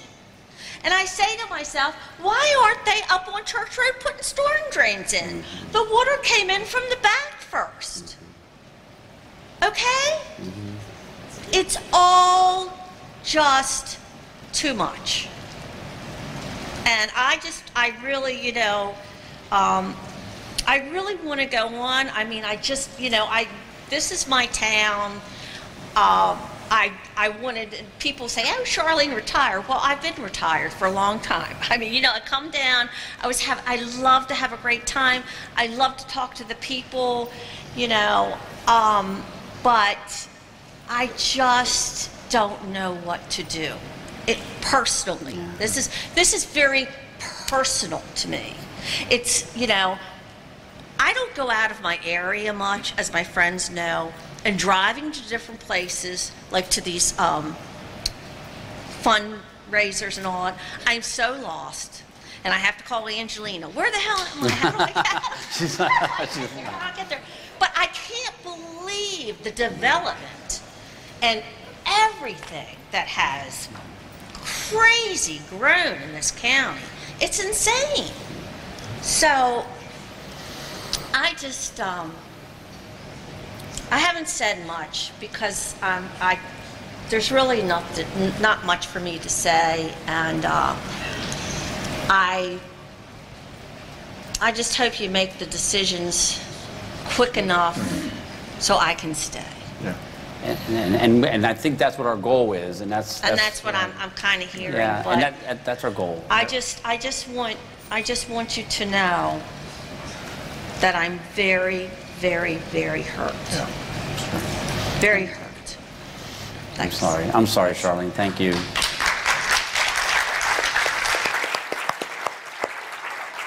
Yes, sir. But Charlene, the goal is to make sure we do make a decision before a year. It's not like, now it'll take a while for things to happen, but the goal will be soon that, to have at least a division. Yep. Andy Payne with Payne Landscaping. I have a property down in Lower Elkridge by the Thomas Viaduct. And I've watched over the course of years, we do a lot of work in the county doing supposedly stormwater management, and now it's all on-lot stormwater management. It doesn't work. All it does is put money in the developer's pocket because they're not putting in 2-acre ponds. They're not holding. You're talking the specific on each property? Yes. Yeah, okay. Yes. You need the bigger one you're talking about, yeah. Yes. Yeah. Yes. Okay. I've installed them. Rain gardens don't work. Dry wells don't work. They can't hold the volume, and all the water goes down into Ellicott City. My question is, okay, you're talking about Ellicott City. I've been flooded 3 times. This one was probably the worst. I had just finished rebuilding my whole place. It got flooded again. But you're talking about what are the impacts of what you're doing in Ellicott City on Lower Elkridge? In terms of the flow onto the Patapsco through Elkridge. Yeah, I mean, we'd have to probably talk with or have the Public Works folks talk about that. I think the challenge is what's going on in between Ellicott City and Elkridge in terms of runoff from those areas, and what else might be done to mitigate in those areas. I mean, I think that's I don't know that there's anything that we're doing here that would necessarily impact that. And I would imagine, I'm asking you, I don't know that we have an answer for that now, but to the extent that there's an impact on what we're doing downriver. Jim can try to address it. Simple. You got it on, Scott? Simple. There you go. The simple answer is we don't have an answer to that question, but I can tell you that county-wide was hit with a lot of damage from the storm. It's not just the one area, but it's throughout the county. We received that. We have hundreds of work orders to fix things throughout there. So we're cognizant of that issue. The Patapsco is a really difficult system to model. It depends on how much water's in the Liberty Reservoir. If it's full, then you have significant problems. If it doesn't, then you don't have as much flooding potential. That's one of the things we saw. So it's something we're aware of, but it's something that affects not only Howard County, but Baltimore County. And the water's going to be there. It's just a question of how we regulate it. And I don't think what we're going to do in Ellicott City is going to have much of an impact on Elkridge. I think there's enough problems already in Elkridge that we've got to address those. And again, it's with the Liberty is the bigger issue with that. Right, and to that point, I know my office put out a general call for any damage that people experienced in this last flood for 2 reasons. One is to make sure we can get people help, but the other is to really document exactly where damage happened and to determine, was it because of the storm or was it because of other factors, obviously the storm being a trigger, but that there were exposed other issues. And we have found a few of those instances in spots around where we've identified failed drainage areas and what have you. So I'd ask, and the website that we're going to talk about in a bit is a place also for people to do that more directly, so we can catalog. And then, I mean, when Jim's crews are going out, and speaking about just in the last couple of weeks, they're not just going and fixing that problem as part of it, but then they're also looking around to see what contributed to that particular issue, and is there a systemic problem. So I think my flooding was caused by the backup of trash on the Route 1 bridge going from Howard County to Baltimore County. Okay. Oh, yeah. I called Howard County. They said it wasn't their problem. I tried to get an inspector out there. Called the state. They came out for 5 days and picked some logs out of there. Right. There's still 50 tandems of trash against that bridge. Okay. When that bridge backs up, I flood. Right, right. And nobody seems to really give a Okay, hoot no, about that's, it. we'll reach out to the state again and get them to try and address that. But, and Bob, you're listening, I know Yeah, we but might it's not need his your help on district, there yeah. too. But Okay. Okay. Can Bob just say, talk to the Secretary's office about that situation? Not that, No. about meeting with them Bob, why don't you come forward then? But thank you for raising those particular issues. Yeah, because it's important for us to know Beth exactly. raised the issue earlier about 2020 and all the permits. I can't give you an answer as to whether and why it will take that long, but I did talk to the Deputy Secretary. We're going to set up a meeting very promptly and see if any time can be reduced on that. And we can also discuss your problem as well as anything else that is state responsibility. Right. As you know, Governor Hogan has said he wants to give you all the help, give us all the help that is possible. And so we'll keep his word on that. Great, thank you. Thank you. One more thing. So a professor from UMBC called me 2 weeks ago and said he was doing a study on the floodplain from my property down and the negative effects that taking the dams out have had on the floodplain. And when I went to state meetings, they were like, oh, there's no problem. All that silt, it'll just redeposit itself. But it's filling up the floodplain. Okay. Our floodplain can't hold the water that it used to. So it just all backs up, and I think it's just a one big, massive problem. I don't know, if we're aware of if you can share that person's information. Yeah, It'd be really helpful to tie in what they're discussing or what they're investigating to what we're talking about. Okay, all right, thank you. Thank you very much. I appreciate it, thank you.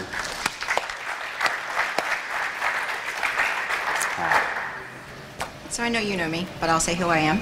I'm Rachel from Salon Marielle, or at least until 5 o'clock tomorrow when my 18-year-old business closes its doors forever, because we can't survive 2 floods in 22 months. So listening to your presentation, I had a couple of thoughts. Yeah, Mike, can you move down a little bit too? I'm sorry. Oh, I'm short. I Thank you. Hey, apologize. so am I. Thank you. So listening to your presentation, I had a couple of thoughts, and it seems to me that there's only one mitigation project that will be completed in the immediate future, and that's the one retention pond. And I'm not a mathematician, but I'm factoring, just from sitting in the seats here, somewhere around 2 million gallons of water will be stopped at some point in 2018, at the end of the summer. But based on the full scope of work that you have listed here, I'm going to make the assumption that the water coming down Main Street far exceeds 2 million gallons. Right, okay, thanks. In the billions, from the gentleman behind me. So my question is, you said that this is our new normal and that we can't let anyone else die. So I would present the question to you then, are the lives of the business owners worth less than the sum of their lease? So am I supposed to come back because I faced litigation, because I have time left on my lease, when I can't even afford to be open? So my life then would be worth less than whatever the term is left on my lease, or whatever I'm going to be required to pay to try to buy out of my lease, because those are my options.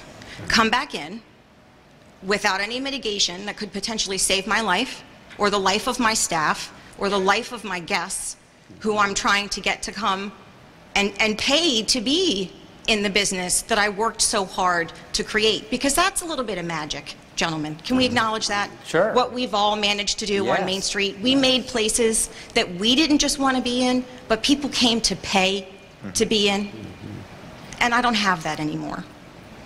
And now, not only do I not have that, but I'm going to be facing litigation because it's just a tenant-landlord issue. We're so past that right now. That can't be, I can't be expected to come down and put my life at risk. If it's not okay for anyone else to die, then it's not okay for me to face that decision.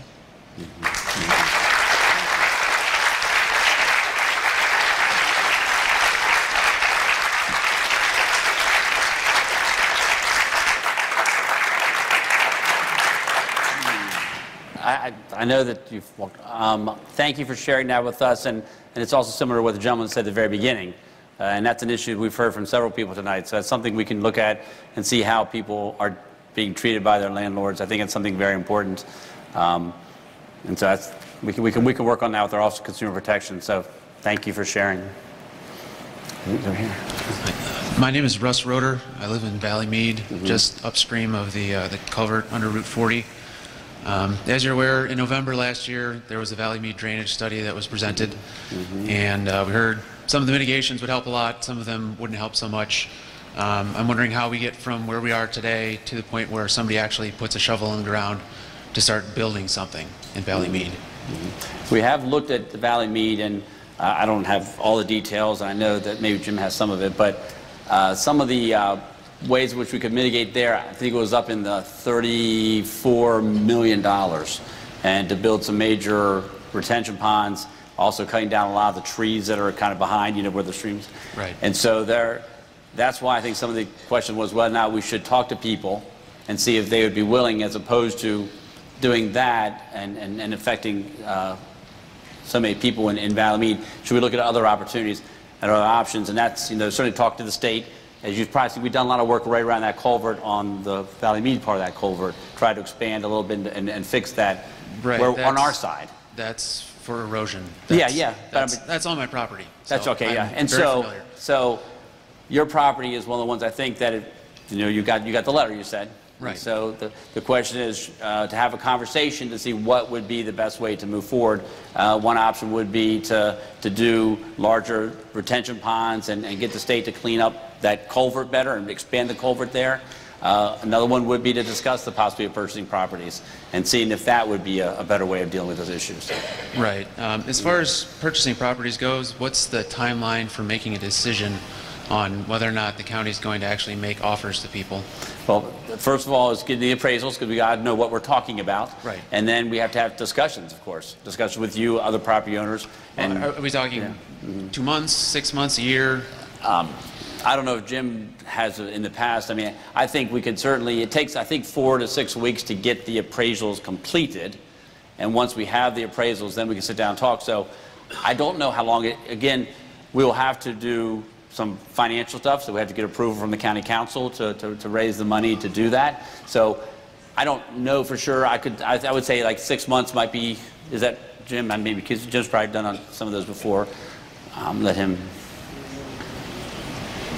There is no project right now to buy anything in Valley Mead, but we want to get the appraisals done and at least talk to people to see if that's something they're interested in. And then if the question is yes, then we would try to move forward to get the money to move forward with the acquisitions. That's probably a 6-month process to do. Okay. Thanks. Okay. Thanks. Let's see. I guess, Jim, when you were up earlier, you mentioned something about possibly buying properties in lieu of expanding the culvert under Route 40. So is this going to be sort of our only chance to get out? We offered to buy your house and you said no, so now you're stuck with flooding? I think we're still going to pursue that. I think the reality is that I don't see in the near future the state enlarging that culvert. I mean, they may agree to do it, but it's probably would be years away before it ever happened. And I've been writing letters to them since the study came out, and they've told me that the retention ponds that were part of the study would not be permittable, which is hard to believe when they're working with the county on a memorandum of understanding about a pond that helps downtown. And they've also told me that there's a regulation in the Code of Maryland regulations that prevents them from expanding the culvert or turning it into a bridge, because that would increase downstream flow, and they're not allowed to do that. So maybe there's somebody from the State Highway Administration here today that can explain to me why they're lying to me. That would be great. If not, Mr. Kittleman, maybe you can chat with them and make it Bob Lincoln straighten them out. Okay. We can talk. Thank you very much. Thanks for your questions, too. Thank you. We can get back to you. Thanks, sir. Hi, good evening. I'm Ross Taylor. Let's see, my family's been on Main Street since the late 1800s. My great-grandfather with Taylor's Furniture Store and so on and so forth. With my great-uncle, Sam Kaplan. We own 9 in whole or in part 9 stores, 9 buildings on Lower Main Street between Old Columbia Pike and Maryland Avenue. You know, the extent of the damage from 2 years ago to this year, you know, it's incredible. With regard to the appraisals and the letters for appraisals, yeah, we've got 2 of them. So, you know, I want to know, like, do I fix those buildings? Do I ask my tenants to come back? You know, for anyone wondering, all my tenants are not beholden to their lease. They're all let out if they don't want to come back. So hopefully other landlords are doing the same thing.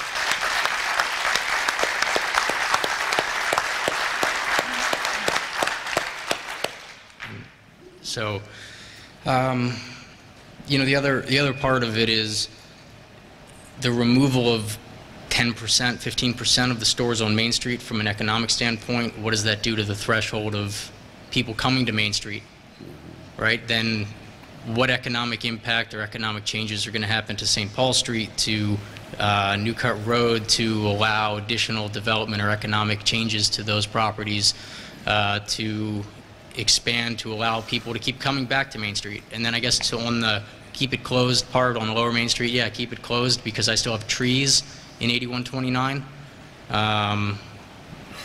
8095, which is Shoemakers, is still full of mud.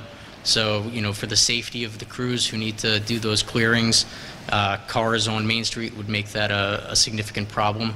So keeping Main Street, Lower Main Street closed until that can happen would be great. Then I guess, you know, how much, you know, in the terms of millions of dollars of work to get done to Kaplan's, when does that happen? When do I know, or when can I make a decision as to if that's going to get fixed or if that building's going to come down and be bought? So there's some time questions with that. I guess on the timing questions on the appraisals, and I guess when can we know if Kaplan's and 8095 Main Street and the stuff between Kaplan's and Phoenix, if that's a reality, or, you know, like how much do I put in now to fix that kind of stuff to reopen or not reopen? So I guess before I keep going. Yeah. Okay, I mean, my response to that would be similar to what we've talked to the Miller gentleman. The appraisals are being done now. As soon as they're done, then we'll have the ability to sit down and talk to you and your family members about values and discussions, because we want to make sure this is something that is a decision that's jointly made, not the county making. And so, I mean, I think that's going to take at least another 4 or 6 weeks to get all that together and then sit down and talk to you. So, you know, it might be 4 to 6 weeks, maybe 2 months before we're going to actually be able to look at numbers and talk about what you might want to do and what we might want to do. So, sure. So I guess just a quick time check. They're signaling to me. I can figure out what the heck they were doing, but it's 8:40 or 8:45, and I know they'd like us to get out of here as close to 9 as possible to turn the room, so, or to clean up after us. Okay, good. The other part is the moratorium on development, where I also own 9 shops that are all flooded. I guess I'm also the developer who's the problem in the room. But what isn't talked about and what no one is saying and nobody is realizing is that modern stormwater management for 100-year flood, which is what is required today, exceeds the existing stormwater capacity of what was started with. So it's not new development that's the problem. It's not stuff that's being done and been done in the last 10 years. It's stuff that was done 20 years ago, 30 years ago, before these stormwater management requirements were as extensive as they are today. So, you know, just keep that in mind on what's new. I would say I've kept that in mind quite a bit, especially these last couple of years, and it's why I've also put forward the moratorium a second time. And we support the moratorium, the 1-year moratorium, even though it affects our property. We support the moratorium, but I think what has been said a lot, I guess I'll reiterate, is the planning and the thinking and it's not enough. It's when is somebody going to be under 8095 Main Street, because it used to be that you needed a ladder to get to the bottom of 8095, but now it's about 6 feet of stream bed. So when is that going to get dug out? When are the wooden guardrails that were put in going to be replaced with metal guardrails so that cars aren't in the Tiber River? When are dumpster enclosures going to be built on Lot D, on all the parking lots, so that the dumpsters aren't in the river, blocking the river, causing additional flood damage? When are the sidewalks going to get put back in concrete? and not in brick and not in asphalt that's going to be little missiles that go into everybody's buildings and asphalt that comes into and destroys additional property and rips up gas mains. You know, some of the temporary fixes that are inexpensive are also just a waste of money because they need to come out and they need to be put back with something that maybe isn't of beautiful historic character that my great-grandfather would have put in, but is something that's going to keep everybody safe and keep additional properties from being damaged by keeping cars in parking lots. So, you know, in terms of what you need a permit for and what you can just stick an excavator in the stream to do to dig some of this stuff down and put some of this stuff up, it's, you know, like, do I put, you know, millions of dollars into these 9 properties to reopen them for you know, nothing to happen for 2 years? And you said, what is it, 14 acre feet or 2 acre feet? I mean, we've done the calculations with our civil engineer. You need thousands of acre feet to retain a storm like that, right? So it's not a small little pond here and a little thing there. It's, you know, when is Charles Alexander's plan going to be considered of a dam on the Tiber or a severe stream across the, you know, that rediverts storms and rediverts huge flooding? I guess what's timeline on something major? Because it's not a minor. Well, they give you a timeline. The Frederick had, it was about 26 years. So when you talk about major projects, I appreciate what you're saying about some of the smaller things that we can do about replacing guardrails and dumpsters and things like that. Absolutely makes sense, knowing what's going to come down the pike in the projects. But when you talk about, and I've seen the plan from Charles Alexander, that dam doesn't meet any state standards, or would be challenging to all the current state standards. And I say this, the dam people in the state, and I mean D-A-M, we met with them right after the last storm about trying to expedite a project, and their recommendation to us, and I'm sure folks who've come to the county for permits or done anything like this have probably been told this too, is if you can scale it back a little bit, you don't have to go through our process, right? So the challenge is when you talk about a major thing like a dam, and especially one that's as close to town as that would be, as proposed, I mean, you're talking years and years and years of design, study, permitting, and probably lobbying and begging to get something like that done.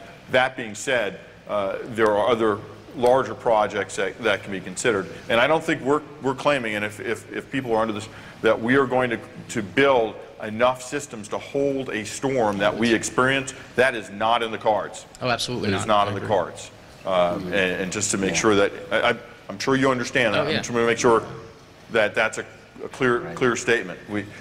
It just doesn't make any sense, and there's not enough physical space. And that's actually, we should have said earlier, I mean, we're looking at, you know, we had a flood here with over 10 feet of water coming through. You know, all the stuff we're looking at, we're hoping to get it down to 4 feet if we had a storm the same size. But 4 feet would do a whole lot less damage than over 10 feet. And so that's kind of how we're looking at it. But yeah, if you have 8 inches of rain in 3 hours, you're not going to be able to keep that all up the hill at all. I know you understand that. And it was also 8 inches of rain in 3 hours after 2 weeks of consistent rain. It was. So the forests and everything that we rely on for retention were the equivalent of a parking lot. I guess just to finalize is that the property owner, as in me, you know, in addition to the business owners, just the sooner the little stuff can get done, the sooner anything can start happening with regard to the stream is much appreciated. Thank you very much. Thank you for your efforts. Thank you, Mr. Taylor. Michelle, and here's Michelle. I didn't realize you're online, and I was talking actually about your house. And that's why I came up to thank you for being such a good neighbor and stopping by. Sure. It was really tough, and I went back to think of all the things. And when they had happened, I had 6 inches in 2011, 26 inches in 2016, and 6 feet 8 inches in my basement. And this is off of Hale Haven, so this is the opposite side of New Cut. Amber and I sent Mr. Howard my information, and I did also send it to Brian Cleary and to Marshall Davidson and Jim Barker's crew. And so they all know that I have a problem there. I am the retention pond. I don't know how to save myself. I have my daughter coming up from Kentucky to try to figure out what we can do besides, you know, putting a cement wall in the basement to stop the water from ever coming in again, put sandbags all the way around and have a moat around the house, but there really is no clear answer, except for possibly fixing the drain that's there for some of it. Amber Meadows Vista is a disaster to me, and I went, and I think this is something you all maybe should consider if you haven't. I went to the houses up my street, and I talked to the people, and I took pictures of what is coming down from there, and they haven't been there long enough. I haven't been able to really discern when they were actually built and or who they were built by, but the fact is they are over the ridge line, and that just totally comes down, and somebody did not take into consideration my property being the lowest with the least amount of drainage. So I need help there, and I know I think everybody else's voices are my voice too, and I just want to make sure that maybe we should survey everybody in the county as to what damage they got, so that we know, because when I went across the street to my neighbors, their water came a totally different way. So it wasn't like it was running over from my house to their house. And it wasn't like the culverines on the side where the power lines are were the ones that were running into them, even though they blew out pretty good and messed up their fence and got their garage and took lots of concrete and moved it around.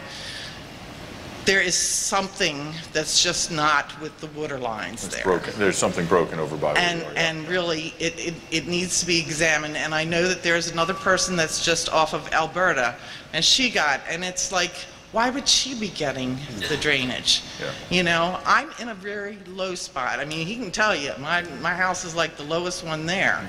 And no matter what, the water is not going where the builders or they didn't go far enough and think in a geotechnical way as to how far this water affected others. Yeah, and you pointed that out to the folks that came, the Amber Yes, Vista. yes, I pointed it out to everybody. Yeah, and I think that's part of what I think is going on with the Public Works folks, and just generally the repairs that are going on, and what we hope to gather in terms of damage in other places is to see if there are old systems that have failed. Yours is pretty old in some of those areas, but then as you pointed out, in the new that new road that was put in, the new houses that were put in, is something misdirected? I mean, do they miss a connection? Or can we test and understand if something's broken there? They're down ridge lines. Yeah. So instead of it going down to New Cut, which I'm sorry, New Cut, I don't want you to get any more either. Right. The fact is,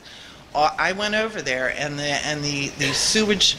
The drains that were there are actually going downhill. But when you get to that ridge line, the houses sit downward, so their water just pours over. It doesn't go down to New Cut. Yeah. And maybe that's where it was supposed to go, but it's not going there. It's going into my yard. In your specific case, I mean, that I think is going to be investigated specifically, but generally those types of surveys and questions need to be answered all around where we've seen some of those. And the hot spots, or the points to start that investigation, is where people have experienced some damage, particularly in this last. Right, and that's why I went around to my neighbors. I mean, I tried to talk to everybody I could to find out where is it coming from. So it's really different on both sides of the road. Right. Where it's coming from. So I'll get out of here quick. Thanks, but I really, I'll keep mailing you stuff. No, please, no, and the people will be following up, and as you know, just let us know. If, all right, and I am a retention pond already, so you might want to consider me, because my kids are down in Kentucky, and I need to move there, and that was my plan. Okay, well, that's something to think about.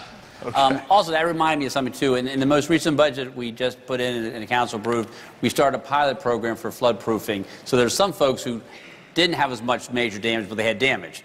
And there might be ways in which something can be done to help them. And so I want you to know that's in the budget. I think it was $150,000 for the first year as a pilot program. But we could be talking about that later, because there could be some people, maybe in Valley Mead or some other areas, who didn't have major damage, but something that could be fixed and help in the future. Yep. Yes, sir.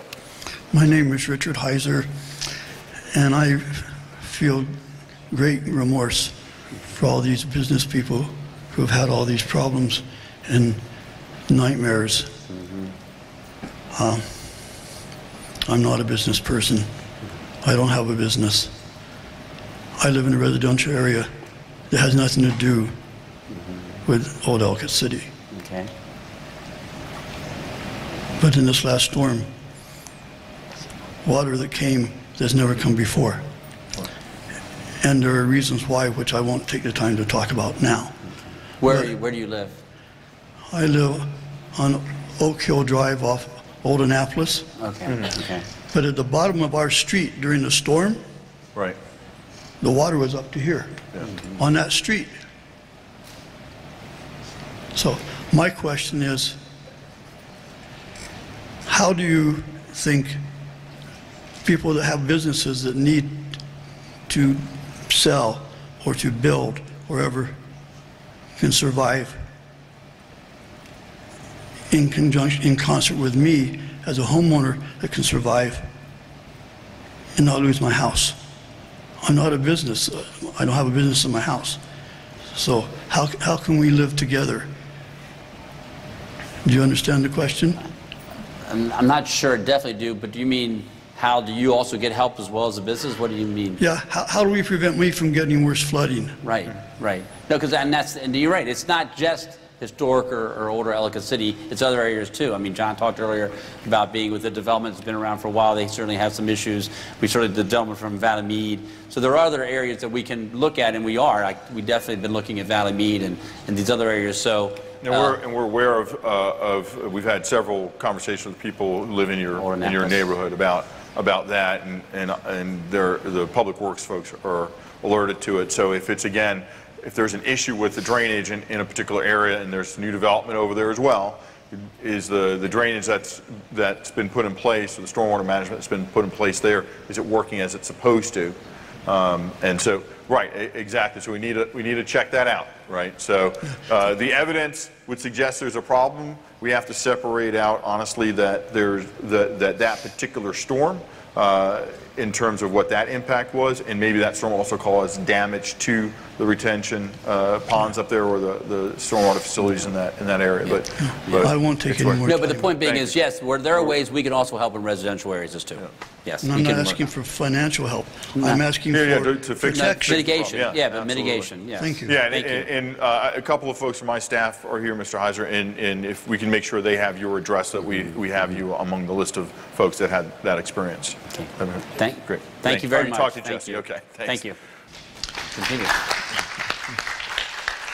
How you doing? Ron Peters. I guess some of you have seen a few footages of the cameras views. So I was looking at one I posted yesterday of Lower Main Street, and I got to thinking about this 8-inch rainfall we had. And when I saw cars turning around on Main Street at 419 in front of Portales, and then 4 minutes later, 3 cars got washed down Main Street, and then at 4:35, Kaplan's blew out and all the debris came down. So in 20 minutes, we had 6 feet of water coming down Main Street. So I got to thinking, how much rain do we get? So I sent an email to Jason Elliott at National Weather Service today. I said, Jason, tell me how much rain we got between 3:30 and 4:30, 4:30 and 5:30. He said we got between 3 and 4 inches between 3:30 and 4:30. So a 4-inch rainfall did 70% of the damage. So we don't need an 8-inch rainfall to cause this. A 4-inch is going to do it in 1 hour. So if we don't get serious about looking at stormwater mitigation upstream, you mentioned about opening up the channels right up there in one of your slides. Yeah. Well, why are we going to put a culvert in that just washed out and collapsed? The only reason I can think of is so we can get the road opened up quicker. Because to me, you should put a bridge there and open up the channel. The master planners, what do they want to do? They want to open up the channel down by the brewery, down under Lapa Lapa, to get the water to Lot D quicker, is what they said. So why are we going to put a culvert in? So a car and a dumpster and a tree can clog it up again and then wash the road out again. Why up at the 108-84 pipe? Now I'm thinking, maybe not put a bigger culvert, open it up, make an open culvert with a bridge over it so the stuff can get down quicker.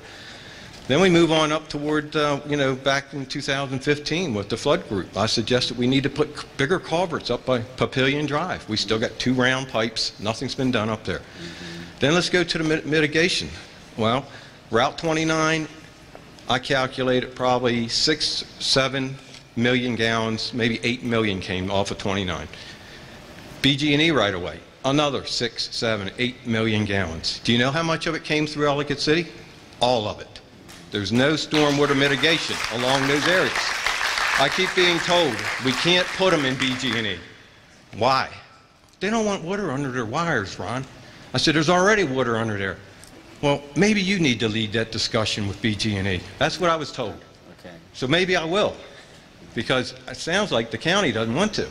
Because the best water mitigation places to put the ponds are in the BG&E right away, right below Route 40. It would be a lot cheaper than the $5 million we're going to spend for 13 acre feet. My 2 farm ponds in Virginia hold more than 13 acre feet. And then the BG&E right away on down, even every little valley we could put in stormwater mitigation. There's no water there now, but there will be when we get 4 inches of rain that gets dumped on us. Route 29. Well, that used to be a little 2-lane highway when I was in high school. Me too. Now it's 13, 14 lanes wide, counting the shoulders coming off of Route 100. Every drop of rain runs through Ellicott City. So why doesn't the state and federal government step up and put in some stormwater mitigation along that road? Route 200 between 95 and 270, the toll road, they spent $150 million on stormwater management. An engineer who worked on the project told me that himself. So, but we have nothing in the 2-mile stretch on 29. And if we're not going to go back and retrofit some of these areas, the BG&E right away, 29, we're going to keep having this flood problems. Okay, that helps. Thank you, Ron.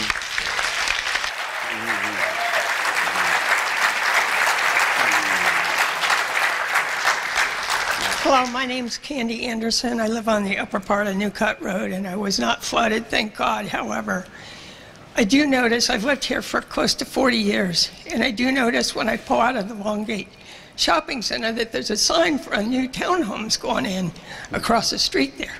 Now, the moratorium on construction that you're speaking of, that's not going to affect somebody who's already got the go-ahead. That would be included. Yeah. Okay, that's what I was wondering. Yeah. No, they're right now, we've worked real closely with planning and zoning and with our Office of Law. There probably are no developments of any size in the watershed that can move forward. Okay. My second, and this is a comment, and I don't recall where I read this, but there was some area in the country that was providing tax credits to current homeowners for creating new pervious areas in their yards, which could go to, some of the older developments that, maybe we don't think that they're part of the problem, but all of it adds up.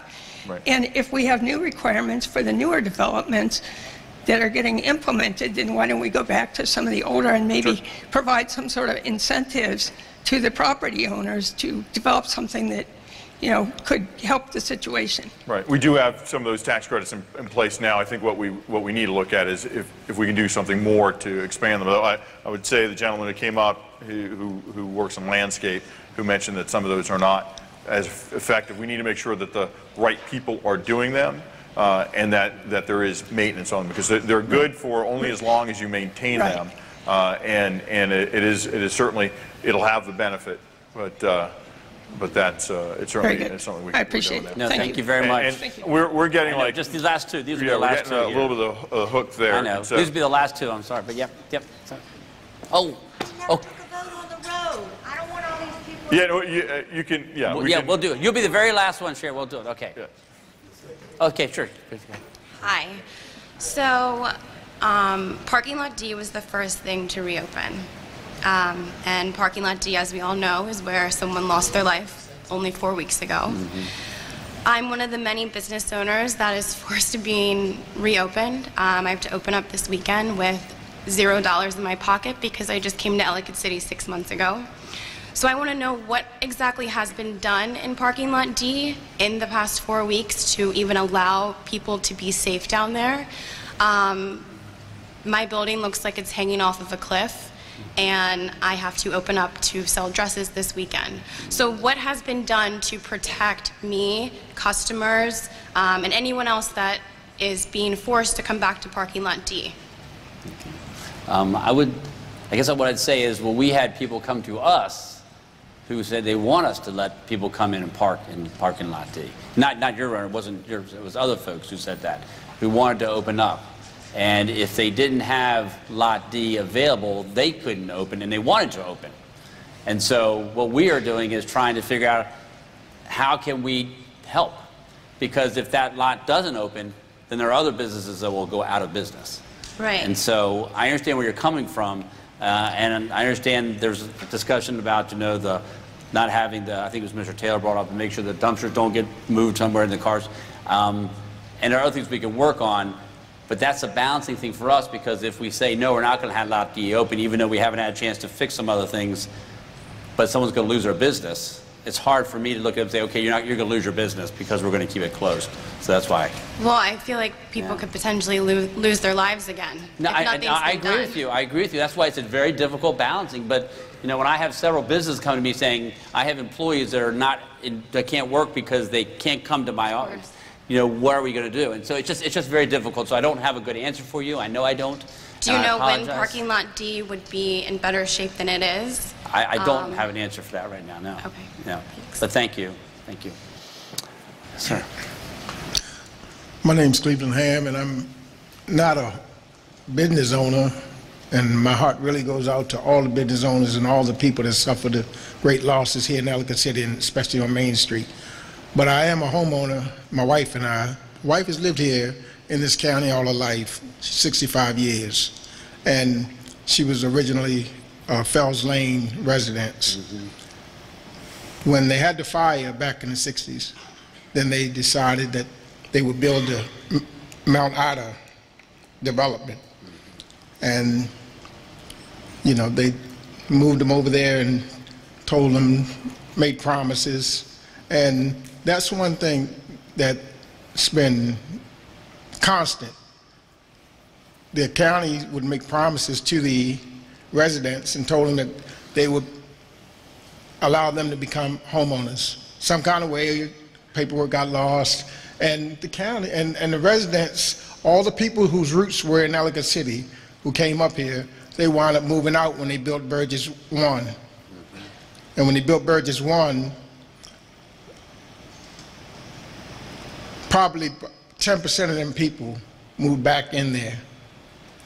And all the people who were grown up here in Ellicott City, they weren't able to afford to come back because of the cost of the housing.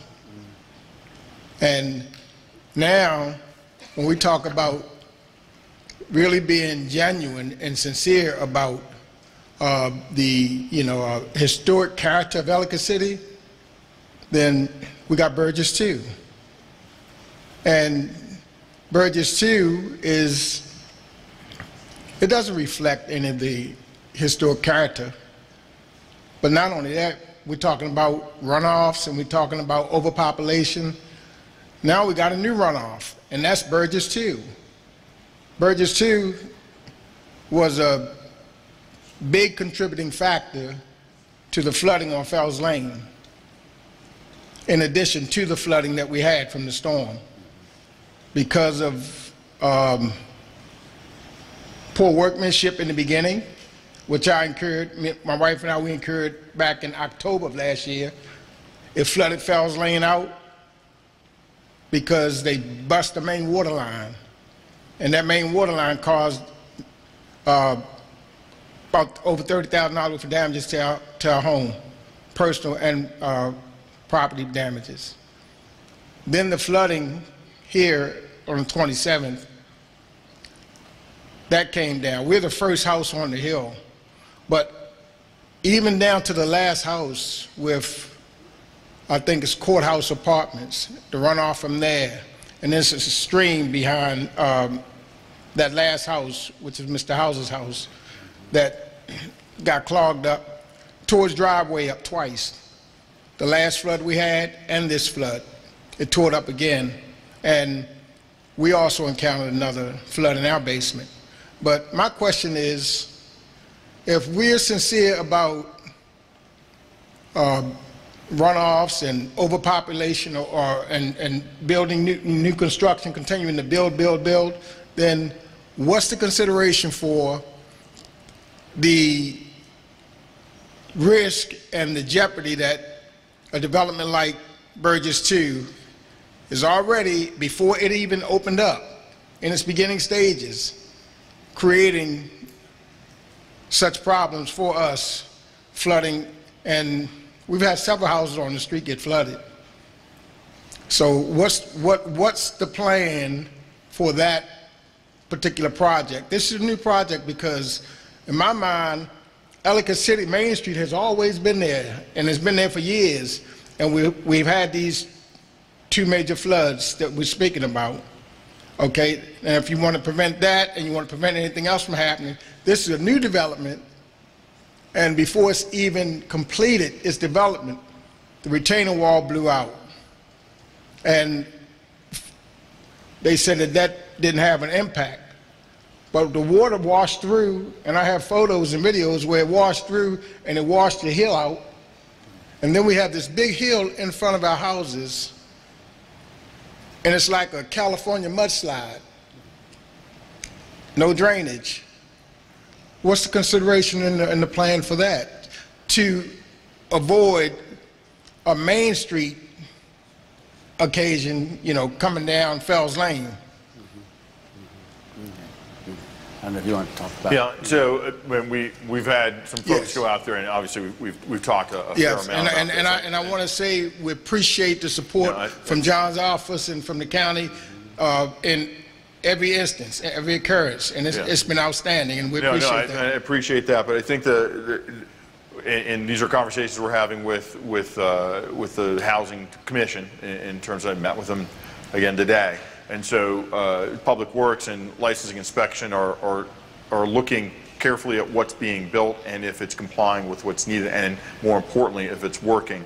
The washout and the repair to the wall there, the part that did wash out, it's been done, but we need to make sure that it's not only done, but it's correct, and any additional water that's coming in is not going to run off that in that fashion. And then obviously the wall that broke, the large wall, that's going to be fixed over the next several weeks.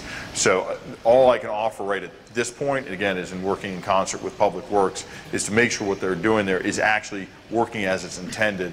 And then the water that's coming off, is that from the rainfall, that particular incident, or is it from a problem that's on the site? So we're working through that, and obviously we're working through the damage that was caused to see what we can do to not only mitigate that, but to repair it for you. So now, are they looking into drainage as well as the development being put up? Yeah, the drainage on the street. Yeah. And I have to put that over to Jim. I don't know if that already was installed. I think they did the street drainage and on Fells. So the next part of it is then to redo the street itself. But I'm pretty sure, and Jim, you might have to step up here and talk about it, but the drainage on Main Street that was added for that project was already put in. So, do you want to say? John is correct. There's still a lot more to do with fixing the street up, and then we're going to put a temporary curb in on the west side to keep the water from jumping the old granite curb, and then we have to decide about the future of that curb. Is what are we going to do permanently to replace that, and that's something we have to talk to you and your neighbors about. Yeah, there's also some work that will be done to create lips. Right, there'll be a temporary. There'll be for the normal storms. There'll be the curb system should contain that water once the road is repaved and the curb is installed. But ultimately, we need to put in probably a concrete or some variation of what's out there type of curb, and that's something we have to talk with the community about. Right, and then the road work that's going to be done will also assist in directing the water to the drains. Okay, right. And when they remove that temporary silt fence, that sediment fence, then is anything going to be there to stop that? Well, there's stormwater management on the site already. There's already in the project has stormwater management in it. The fence can't be removed until everything's stable. No, I understand that. Yeah. I understand. Okay. But, yeah, we'll keep working on that, and then again, some of the additional improvements relative to the road still have to be discussed with you guys. They've been discussed internally in terms of what various options are available, and then we're going to come to you guys. To all right, thank you very much. Thanks, Ann. Thank you very much. You get the last she wanted word. to. One thing to say. Yeah. Can I see by a show of hands? That's what I was going to say. Go ahead. Who thinks the road should be open down Main Street that's closed right now? I just want to see a show of hands. Show of hands. Who want it open? Wants it to remain closed. Remain closed. No, it would be open. So the street itself for driving would be open, not necessarily the sidewalks. No. I'm saying you put up there July 3rd, yes, the road was going to open. That's what I'm How talking many people do not want the road That's what we want to open? find out. Okay. That's all I want. No, that's what huh?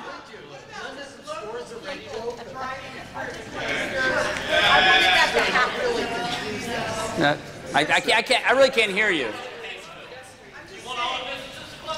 I'm just saying, closed completely, or could local residents get in and out of there? They should be able to. No.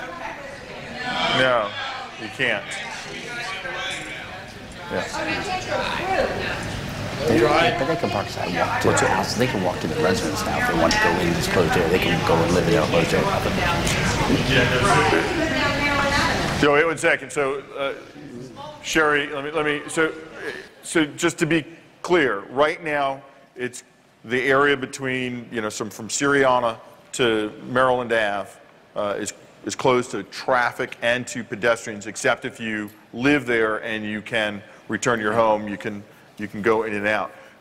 What we're talking about is on the 3rd is when the emergency order expires, and then we'd have to open the road for vehicular traffic. We can constrain pedestrian traffic as appropriate. It could simply just be to have fences up against the wall, the buildings themselves, and the sidewalks can be accessible.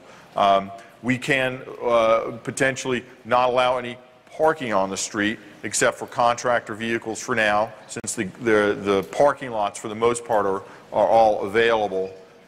With obviously there's some exceptions. In Lot F, part of it's closed off, and Lot D, part of it's closed off. So the primary question is the through traffic to allow basically the Baltimore County and then the Howard County folks to go into Baltimore County. Pedestrian Just a second. What? It's also pedestrian traffic. These buildings down here are not ready to have the people come through, whether it be cars or whether they be on foot. Okay, I can tell you the alley is filled with Ed's goods because he cannot put them back in. We cannot afford to have that open, that people can just walk in. And I do believe there's still businesses down there that may not be secured. That's what I wanted to hear from you about that. Okay. Now, you were going to say something, gentlemen. Do you want to come up here so we can hear you? I don't know. Okay. Come on down, Kelly. That's what she was just saying. Yeah, Main Street for pedestrian traffic. No. I think she was saying she was concerned about that. That's what I'm saying. You were saying she was concerned about having even pedestrian traffic. I'm saying I don't want the road to open, either to pedestrians or to cars. Just the people who actually live there or work there to be in there. Well, there's nothing open that but some apartments could be open now, so someone could park outside and walk in and get to their apartment now. Even if you put fences up in front of the stores, people are going to walk in the street. Yes. And then you're going to have a pedestrian issue with cars going through. That is dangerous. Okay, well, that's why we're here, to ask your opinion. That's why we're here tonight. Okay. So, yeah, Kelly. Okay, so I have a question. Yeah. I'm not allowed to park on my side of the street where Junk Girl is because they keep telling me that the road potentially can collapse. So if I can't even park there and unload, why are we going to let traffic go all the way down Main Street? That's fine. That's fine. So, and you're looking at me like you don't even know what I'm talking about. No. I wasn't aware that was still well, that's an what I'm issue saying. No, that's what I was going to ask Jim. I haven't heard that Well, I someone's had to told you totally that. unload my store and walk everything across the street, all the furniture, everything, because they wouldn't even let me pull up to my side of the street. Right. So if that's true, which obviously it is not, why have I not been able to go there. And the other thing is, there's nobody down on Main Street at this point right now really working, except for who's working back behind their buildings. And so part of my thought is, I look out there every day and I see the buildings that look like they're going to collapse, and we're going to possibly allow people onto Main Street that are going to be walking or driving cars, and it's dangerous. It's not. I don't think it's safe at this point to open. Vibrations of thousands of cars going to just right. computers. Okay. The vibration of those cars, those buildings in varying degrees of precariousness. And yet the last part, and I'm not trying to beat that horse, but the moment you let pedestrians there, okay, then the young lady who talked about having to open in Lot D, being forced to open in Lot D, what's going to happen is, and I'm going to say that Waverly Property Management is going to waive their contract in front of your face and say you can park in Lot D and you can walk as a pedestrian. Okay. Again, I don't want you to think we're advocating to open it. We just want to find out we want you to know that the rule is if we don't do something by July 3rd, we have no choice. So that's why we wanted to hear from you. So thank you for telling us, because that's what we want to hear. No. Yeah. Well, no, but there might be some folks who say, hey, I'm not going to be doing anything in my building, and so come through. We just want to find out from you. I think it's fair. I think you were talking about transparency. We're trying to be transparent to try to talk to everybody about it. Yeah, Julia. No. Yeah. Well, no, then that's. No, that's it. So I think that. That's it. No. We'll talk to the other council members, but we got to get 3 votes. So you got 1. You got 1, but yeah. You got 1. So no, because it'll be rather quick. Yeah, you can come to the meeting. It would be on Monday, and so what'll happen just process-wise is I think you have to actually write the legislation requesting an extension, you guys have to approve and then we'll go through a process that will introduce it on Monday. We'll do some theater to make it so that we can say it's been read a couple of times. Then we'll open it up for public testimony, and then we'll vote on Monday night. It's the same thing we did 2 years ago, because we extended 2 years ago. Yeah. If the vote is no, how long does that buy us? Well, what we have to do is we have to give a certain amount of time, and then usually what we'll do is like another 30 days, and then, because that'll give them enough time before they meet again. And so what we did is, that's why we said July 3rd, because we knew they were going to meet July 2nd. I will say it'll probably be till July 28th. Because then next time they meet is July 27th. Because we are in a weird thing in July. We actually meet on July 27th. We don't have any scheduled meetings in August right now. So I think that's what we do is schedule it through the end of the month to allow for and that doesn't mean it's going to open July 28th. It just gives us another time for them to meet. Yeah. Okay. Yeah. Okay. I think I speak for. I'm sorry, I know you just guys are Kelly. trying to end, but yeah. But whenever you open the street, Be I agree closer with, so I can hear you. with not. Oh, it's on. Yeah. Here you go. I agree with not opening it, but I think I speak for all the residents in the West End. Please fix the speeding problem, because right now it is closed, and I almost got hit today trying to cross with my dog. We're doing and the street's a few things there. One is before the flood, we were in the process of putting in a traffic calming and I appreciate that, and I was on the email with Gail and Beth today, so I appreciate your response. Yeah, and so there will be some intermediate steps done while that part is being, the pieces of that are being ordered in the preparation for installing the other fix. And the police department is here, and we talked this morning. Was it this morning? Okay.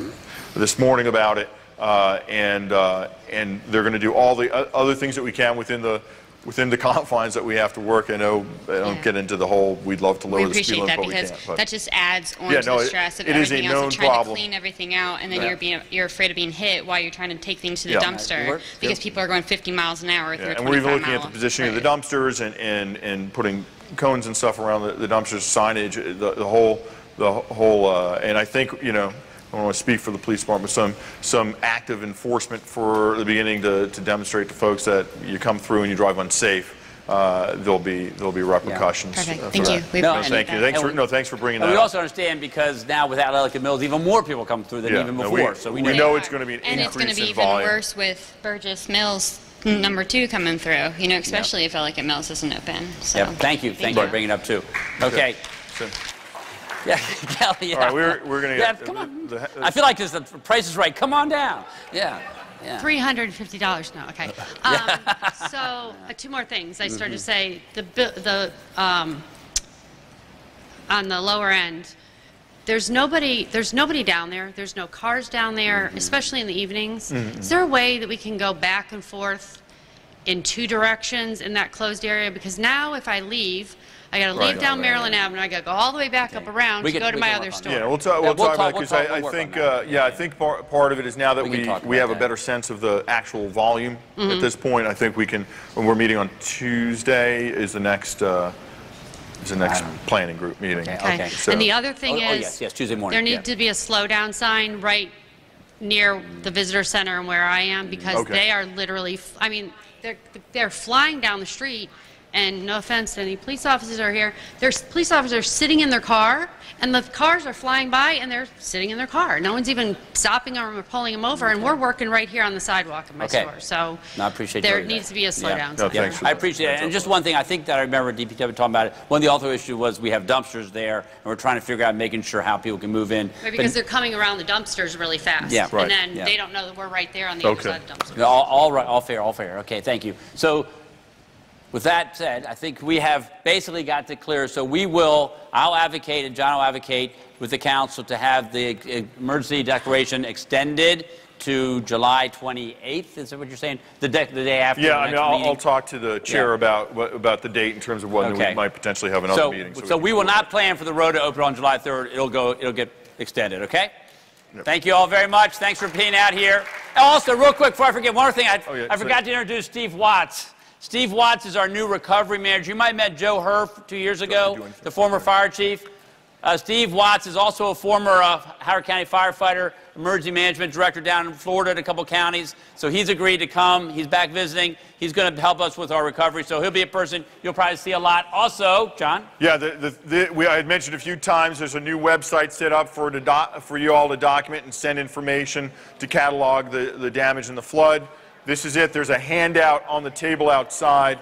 Please grab it. If you do have some information, videos, what have you, make sure you grab that.